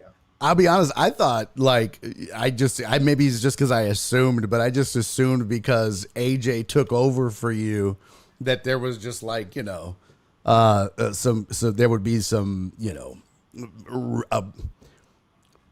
bad blood between you guys. I didn't know literally until last night when AJ was like, me and Matt are like, me and his brother are like best friends. I was like, what the fuck? He was like, yeah, dude. Like, I was like, oh shit. Okay. That's great. God, even better. Yeah, I had no idea. So that's really cool. When you were working with Fred, were you like, could you tell like, okay, this dude, because now we know what Fred was, right? You've heard, Matt, you've been listening, and it's like everybody says, there's no ESPN 97.5, there's no Blitz without Fred. Like, he was just that guy that was just, he was the glue, right? He was the guy. Yes. Could you kind of tell that? Like, he probably wasn't there yet, but he was gonna be the guy, or was it he had to figure that out? He was eternally optimistic. I think what we've heard on the show, was so kind and generous with his time to everybody, and was always pumping you up to the point that you're like, dude, you're laying it on a bit thick. But I mean, when you're like that to everyone, of course you're going to end up kind of, being the glue. And I think that was just Fred's personality. I think he just, eternally optimistic. Everything was going to be great for him, and everything was going to be great for you because you were standing with him. And he kind of willed himself into what he ended up being. That was, one of the great things about Fred. Yeah, it's crazy when you look at. I mean, he was one of those dudes, man. Like, you heard in some of the tribute videos, he could pretty much do everything. Write books, editor, radio, like. Whatever he wanted to do, he just did it. Fred's a lot smarter than people give him credit for. He's like a genuinely brilliant dude. It's funny because when you meet Fred, that's not the first thing that you think of, because he was often a little disheveled looking, and he didn't take the best care of himself physically. But he was a really, really smart guy, and there's no denying that. That guy, he had a brain in his head for sure. Yeah, dude. Energy. Like, to be able to have like all these side gigs, and he's always planning ahead, where I was like, let's just see if we can get through this show, my man. Like, he always had like 2 or 3 other plans afterwards of what he was going to do and what he wanted to do. I always admired that about him.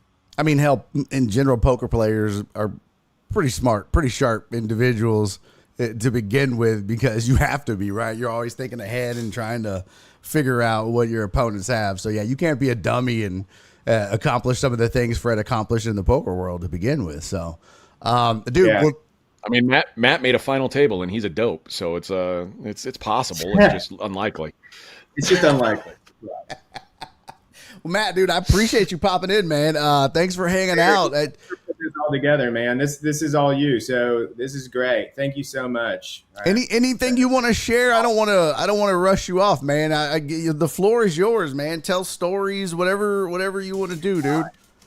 I wrote down. I mean, you guys took it the next level, AJ, with the pepper spray, but just the shit we could get away with on air was so fun. You've heard like the War of the Roses and stuff that some of these morning shows do, where they call someone up, and it's kind of, I think now that all those are fake and planned. But what we would do is we would literally call up people randomly from the phone book. Just have Jong call them up, and we would just start a conversation with them if we were really bored on Saturday morning. Like, that was not planned. We just had some fantastic conversations, and we did a draft of Tiger Woods' girlfriends, which I remember on air that probably wouldn't go as well today. That was good. So yeah, it's been 20 years since Final tabled the main event. 20 years, which feels like a long time ago. So I wanted to go back this year and play. So I'll be playing the main, and I'll be thinking about Freddie when I'm there for sure. Wow. That's great, man. Well, congratulations on that. And thank you for doing this. I appreciate it. I know everybody out there that listened to you guys in the beginning iteration of the Blitz appreciated it and yeah, man, I know Fred appreciates it as well, dude. So thanks for joining us and hanging out. And I knew it was going to end up running late, but I do appreciate you being patient with us, man. Thank you. This is great. It's been fun to listen. Thanks again for putting it together. AJ, good seeing you, brother, under these terrible circumstances. You too, buddy. And listen, AJ, I'm going to cut you loose at the same time. Dude, thank you also, man, for hanging out extra late, because I know you said you were kind of up against it. So thank you for doing that as well, man. I appreciate you helping out, because I know I was bothering the shit out of you over text for all the info and stuff, man. Thanks. No, it's all good, man. I thank you for doing this. This is an awesome thing, and Fred was a beloved dude, man. And I think if anything, we've seen that since his passing, which kind of reminds me that like you gotta tell these people what they mean to you when they're around. So if you're holding some kind of beef with somebody, let that shit go. If you're because it's not those people aren't around forever, man. And there's inevitably there's going to be people who say, man, I wish I would have talked to him again before. I wish we would have been on better terms. So I've actually reconnected with people that I hadn't talked to, since before I left, since Fred died. And it feels good to just know that, like, man, there's nothing that serious. You know what I mean? Like, there's nothing worth holding on to like that. So, and Fred's a shining example. Fred was friends with everybody. Fred didn't want there to be beef with anybody. Nope. And it's a good reminder that, man, life is short, life is delicate, man. So hug your loved ones and tell the people you appreciate them when they're around, because it's awesome seeing Fred get all these flowers now. I just wish that he would have known how loved he was when he was here. Amen. Because because even for me seeing that stuff, it's like it makes me feel good. And I'm stone cold. I barely have feelings. Fred was like a super emotional guy. It would have really meant something to him. Yeah. So when there's people who matter to you, let them know, man. Amen, brother. Well said indeed. Thanks for doing this, Barry. Yeah, man. No worries, man. All right. All right. Coming up next. Yeah, I love you too, man. Well, it's time. It's the pepper spray incident. So, without further ado, here is the pepper spray incident in full, all 15 minutes of it, and stick around, because as soon as the pepper spray incident is over, I'm done. I'm not going to say anything else. I'm going to let Fred Faour close out the tribute memorial show to Fred Faour. You don't want to miss that. It's the best of Fred Faour right after the pepper spray incident. I appreciate everybody that joined this show. I appreciate everybody that helped me cobble this thing together in a short amount of time. Thank you guys, everybody that tuned in. I appreciate you. And yeah, I hope you guys enjoyed this. And rest in peace to the Falcon, man. Fly high, buddy. Okay. Enjoy the pepper spray incident in full, and then enjoy the greatest hits of Fred Faour.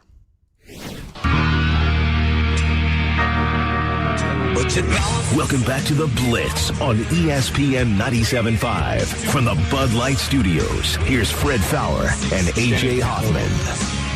And we're back. It's another one of those I'm going to have to wash my hands of. Go ahead and get on the Bud Light studio cam now, folks, because it's about to happen. It's time. Jong Lee's going to get it right here in studio, which is probably going to suck for all of us, but that's okay. Yeah. In the interim, while we're preparing for this, for our friends over in Beaumont, we'll take caller number 8 right now. You'll win a 4-pack of tickets to see Three Doors Down this Friday, October 28th at Ford Arena in Beaumont. You can still purchase your tickets at Ticketmaster.com. Caller number 8. And There we go. So I guess it's about to happen, huh? Yep. Good luck, John. You sure you want me to be the sprayer? Yeah, I don't want any part of it. You don't want any part of it? No, there's liability issues here. What the hell? No, don't spray him by us, though. That's... Oh, I guess you got to spray him. Just go stand in front of Kobe. Yeah. He's used to taking this. All right, so now you can see it on the Bud Light studio cam. All right, here we go. And we are recording it. We will get it on the page for those of you who can't see it. But back up closer to Kobe. Dude, you should close your eyes. Really? You ready? Sure. It's not working. You got it. Oh. He's dying on us. You got it in my mouth. He got it in his mouth. And for those of you not able to watch on the webcam, we're doing our best play-by-play. Jong Lee is in bad shape. AJ has just blasted. Hey, wait, we need you to get over to the microphone and tell people. Boy, it does smell, though. Ugh. Oh, boy. And my eyes are watering now, too. God, it burns. Well, geez. Yeah, you're getting all of us with this stuff. What a fail this is. He can't see, and I can't talk anymore because... Water. And we can't go to break because we've got our executive producer unable to do anything. Hold on, I gotta get this. Okay, whoops. That's... Watch your language there. That is not good. Okay, this was really an awful idea. And poor Jong is now getting water. And, yeah. Honestly, we've all inhaled a little bit of it. And this is not good. I don't know what you mean. This is great. I don't know, man. I can't even breathe. You got enough of it over? My eyes are watering, but I don't know if it's from the pepper spray or because I'm laughing. I think it's a pepper spray. Dude, this is awful. This is awful. You've killed our producer. Wow. Well, thanks for liking us on Facebook. Yeah. Oh man, this is I honestly don't know what to do here because I was afraid of this. This is why I wanted to wait till the end of the show. Because if it can't work, then he just screws Carl. But we don't have anybody to run the board. And yeah, you also got Joel who was filming it, and me, and yourself. Give him some paper towels, maybe. Yeah, that's a good idea. We'll give him some paper towels. Okay, so.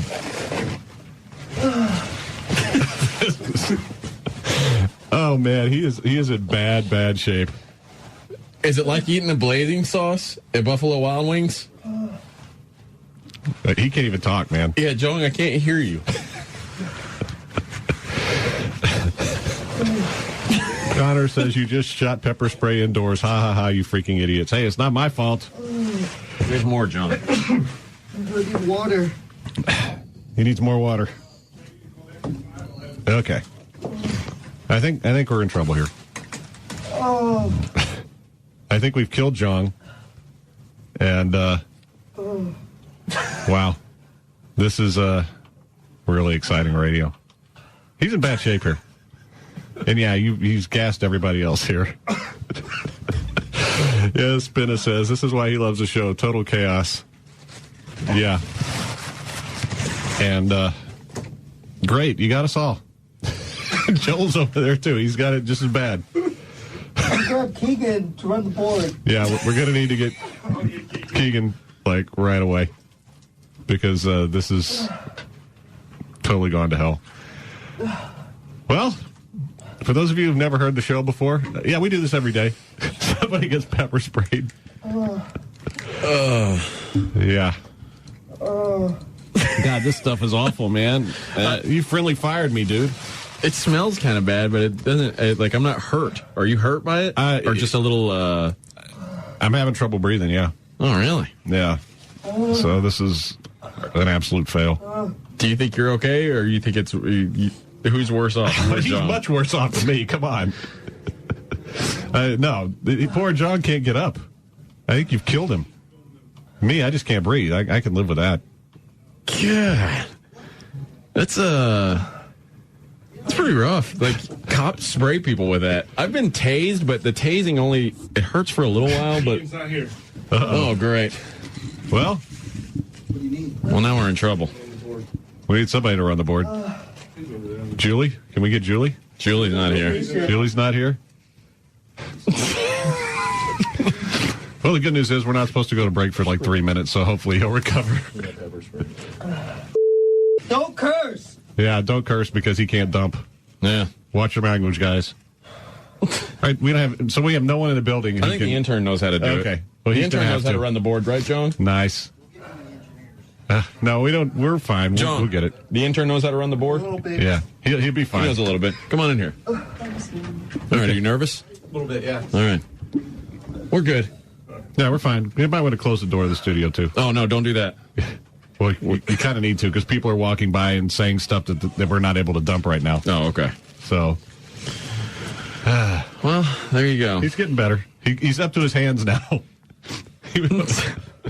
Crystal says, "Wow, did you guys just do this in an enclosed area? You all fail at mental gymnastics." Not me. He did it. I did it. But I feel fine by it. I mean, I don't feel affected by this. I mean, my eyes are watering a little bit, but I really don't know if it was because I was laughing so hard at first. No, I inhaled just enough of it where nothing like poor Jong though. Jong, talk about the pain. What part is the most intense? Is it the what got in your mouth or the eyes? Eyes. What about? I told you to close your eyes. Jeez. Does it burn your skin at all?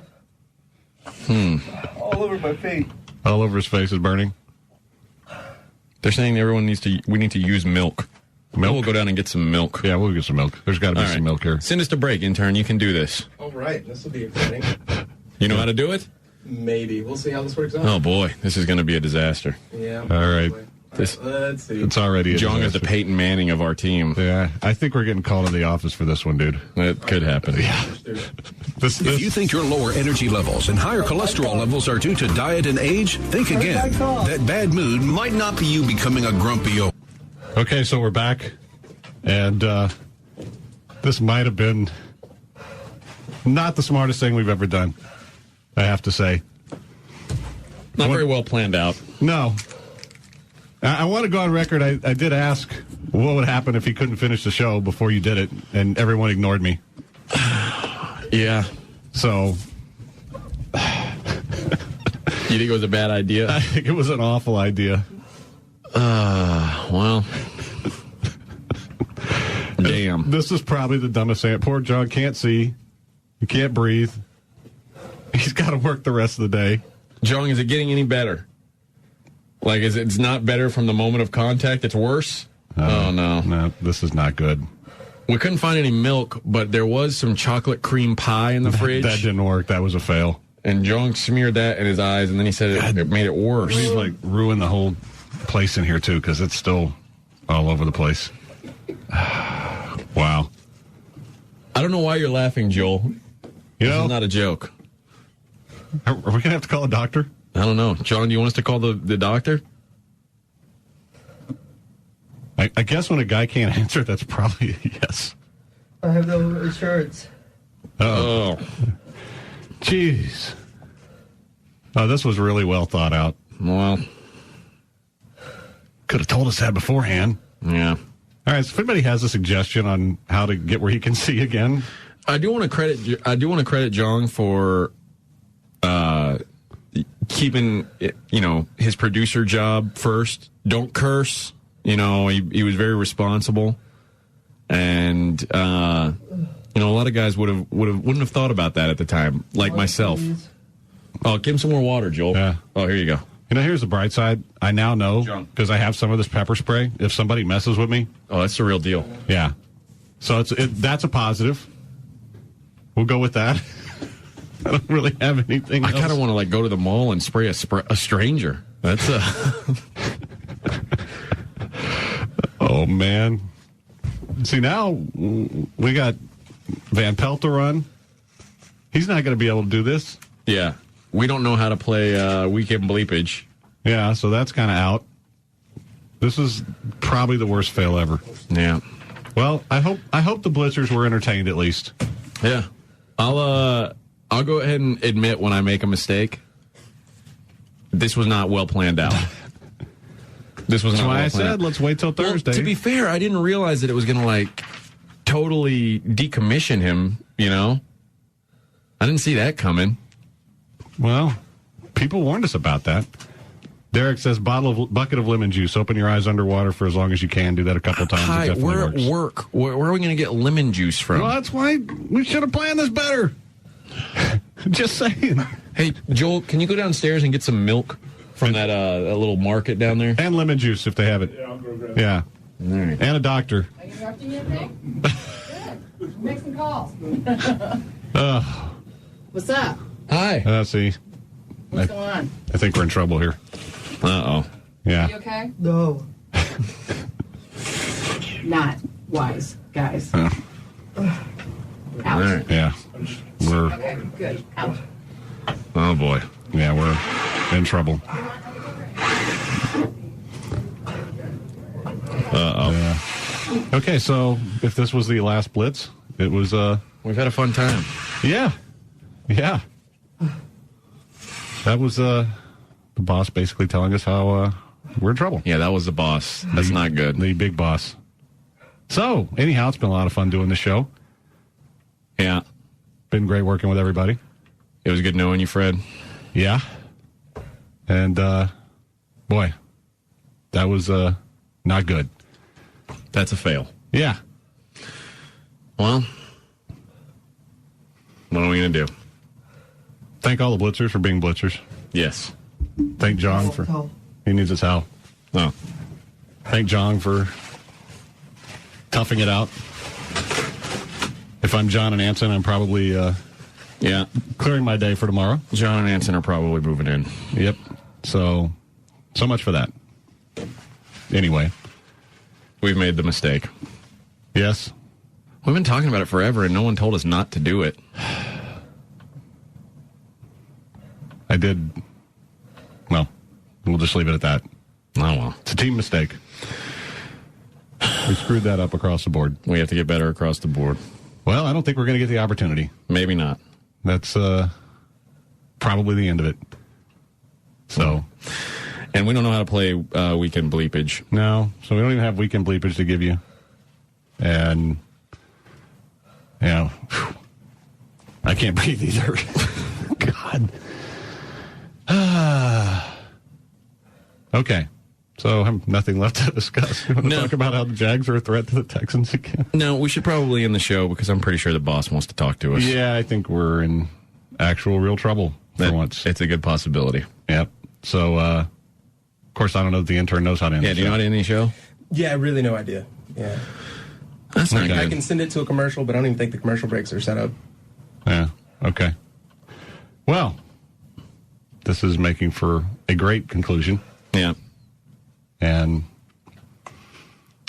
you know, like when the boss comes in while you're on the air, you know it's not good. Yeah. I think that's probably the end. All right. Well, let's send it to Scott Van Pelt. Yep. And maybe we'll see you tomorrow. I'm going to say, since it's one of the odds Wednesday, 0.0. 0.0, really? Yeah. I know that look from a boss. That's thanks for playing, guys. Okay. So hopefully I'm guessing you'll have Wetzling and Anson tomorrow. Okay. So that would be my guess. Or somebody. You'll get more Van Pelt or something. All right. Send us to break, intern. Do the best you can. All right. The analyst for Brilliant Energy. I cannot emphasize enough that now, literally right now, 5 feet long and 3 feet wide. By the way, I'm banging my 17-year-old intern. Tell me how my ass tastes. Beat the Falcon. Beat him like a drum. I can go both ways. Cool. Bring it on, PETA. You know what? Why don't you guys come do us? Fabulous. Gottlieb's kind of doable. And that's a Fred Faour guarantee. The horse rides me. Always sucks to get it in the back, I'm telling you. And please keep doing it. Hey, let's keep it clean. That's a morality problem. I murdered Jong. Oh, dear. Punch the clown. You put it in your pants. You got to be careful what you ride. Sometimes grabbing an extra piece of sausage, it's just how we roll. It was kind of sexy. Suck it. If you're going to suck 2 ways. Always sucks to get it in the face. The threesome starts at 5 o'clock. Well, I was thinking let's do a 3-way, but maybe we should just do it normal. I'm the guy who wanted my face on Tiger Woods' balls. That sounds like somebody whacking something. Hey, man, f*** that. That's a Fred Faour guarantee. He is cute. I hate Fred Faour. I better get this thing done. Should I go full redneck on this? Score big when you get the bed made for you at Texas Mattress Makers. We'll go over all the NFL and college football games, enjoy an amazing halfway. Damn it, my bad. I usually do these in one take. I want that noted for the record. You can vouch for that. And the Khan Academies also provide what these students need to succeed. If a student needs glasses to read, they provide them. If they need transportation to the Khan, they provide free bus passes. If they are hungry, they even provide you know what? We can't say transportation to the Khan. Just thought of that. This is what Malcolm sent over. All right, let's try this again. 3, 2, 1. Hey guys, Fred Faour here from my good friends at Texas Mattress Makers, and this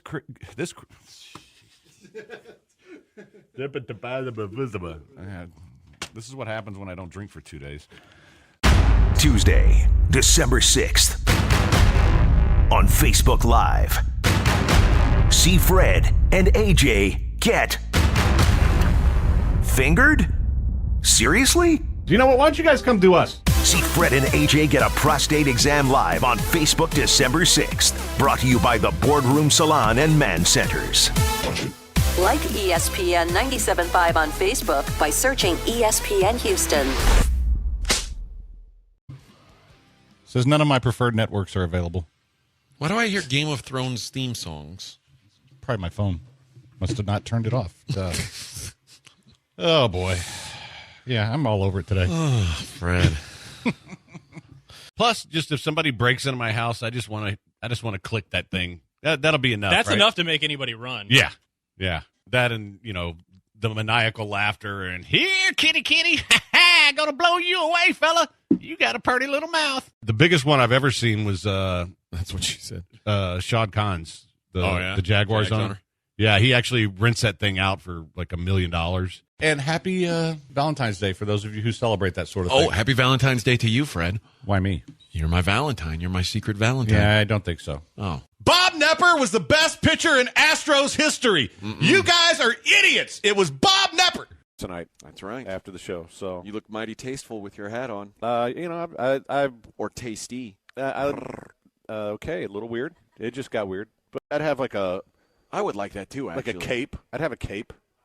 But you can't wrestle in the I won't cape. wrestle in the you cape. have to take it off. But I'll come out in the cape. Yeah, I think that's a good idea. A Speedo and a mask. And my walk-up music would be It's Raining Men. Well, that'll... okay. Oh, not really. I would leg drop you. Not really. When Barry does an impression of me, it makes me sound like a 1950s racetrack caller. It's like, and the blitz is on, see? Yeah. Seabiscuit on the rail. It's exactly what you look like right now.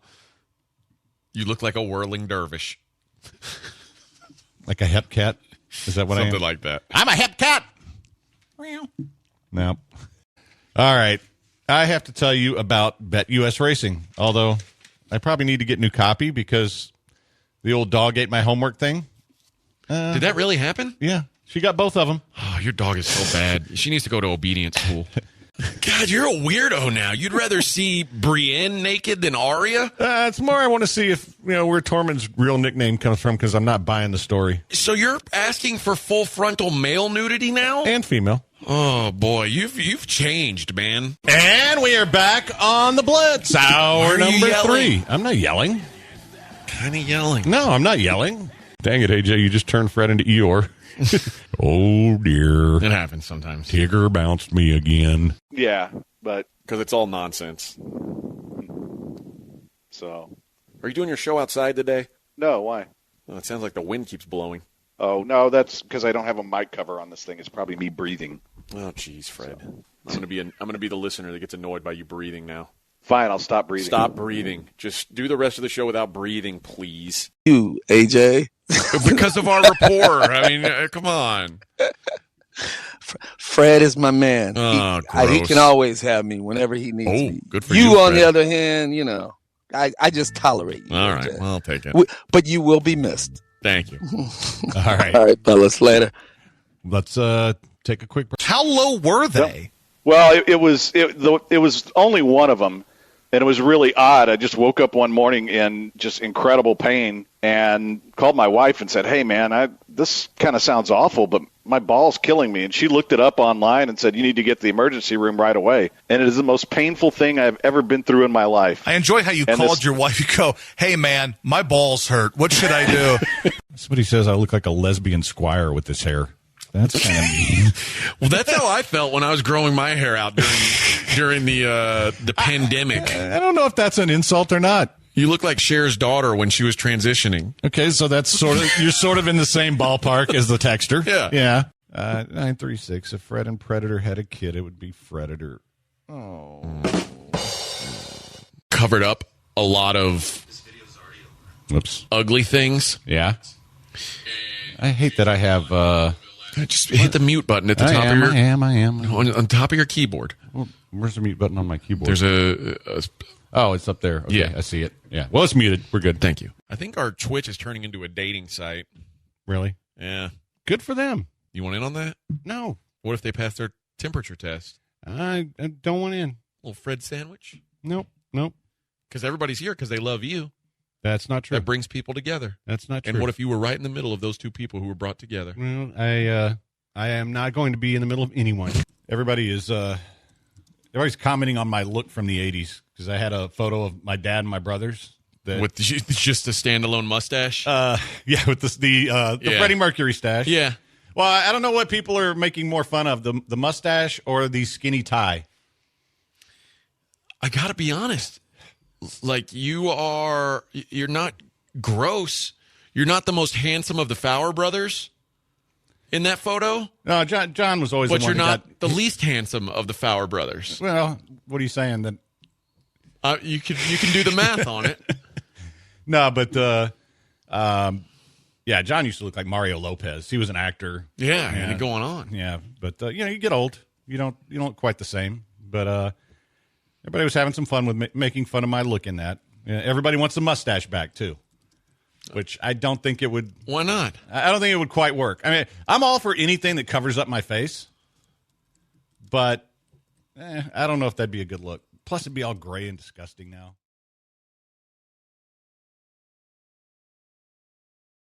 Stay sporty, bitches.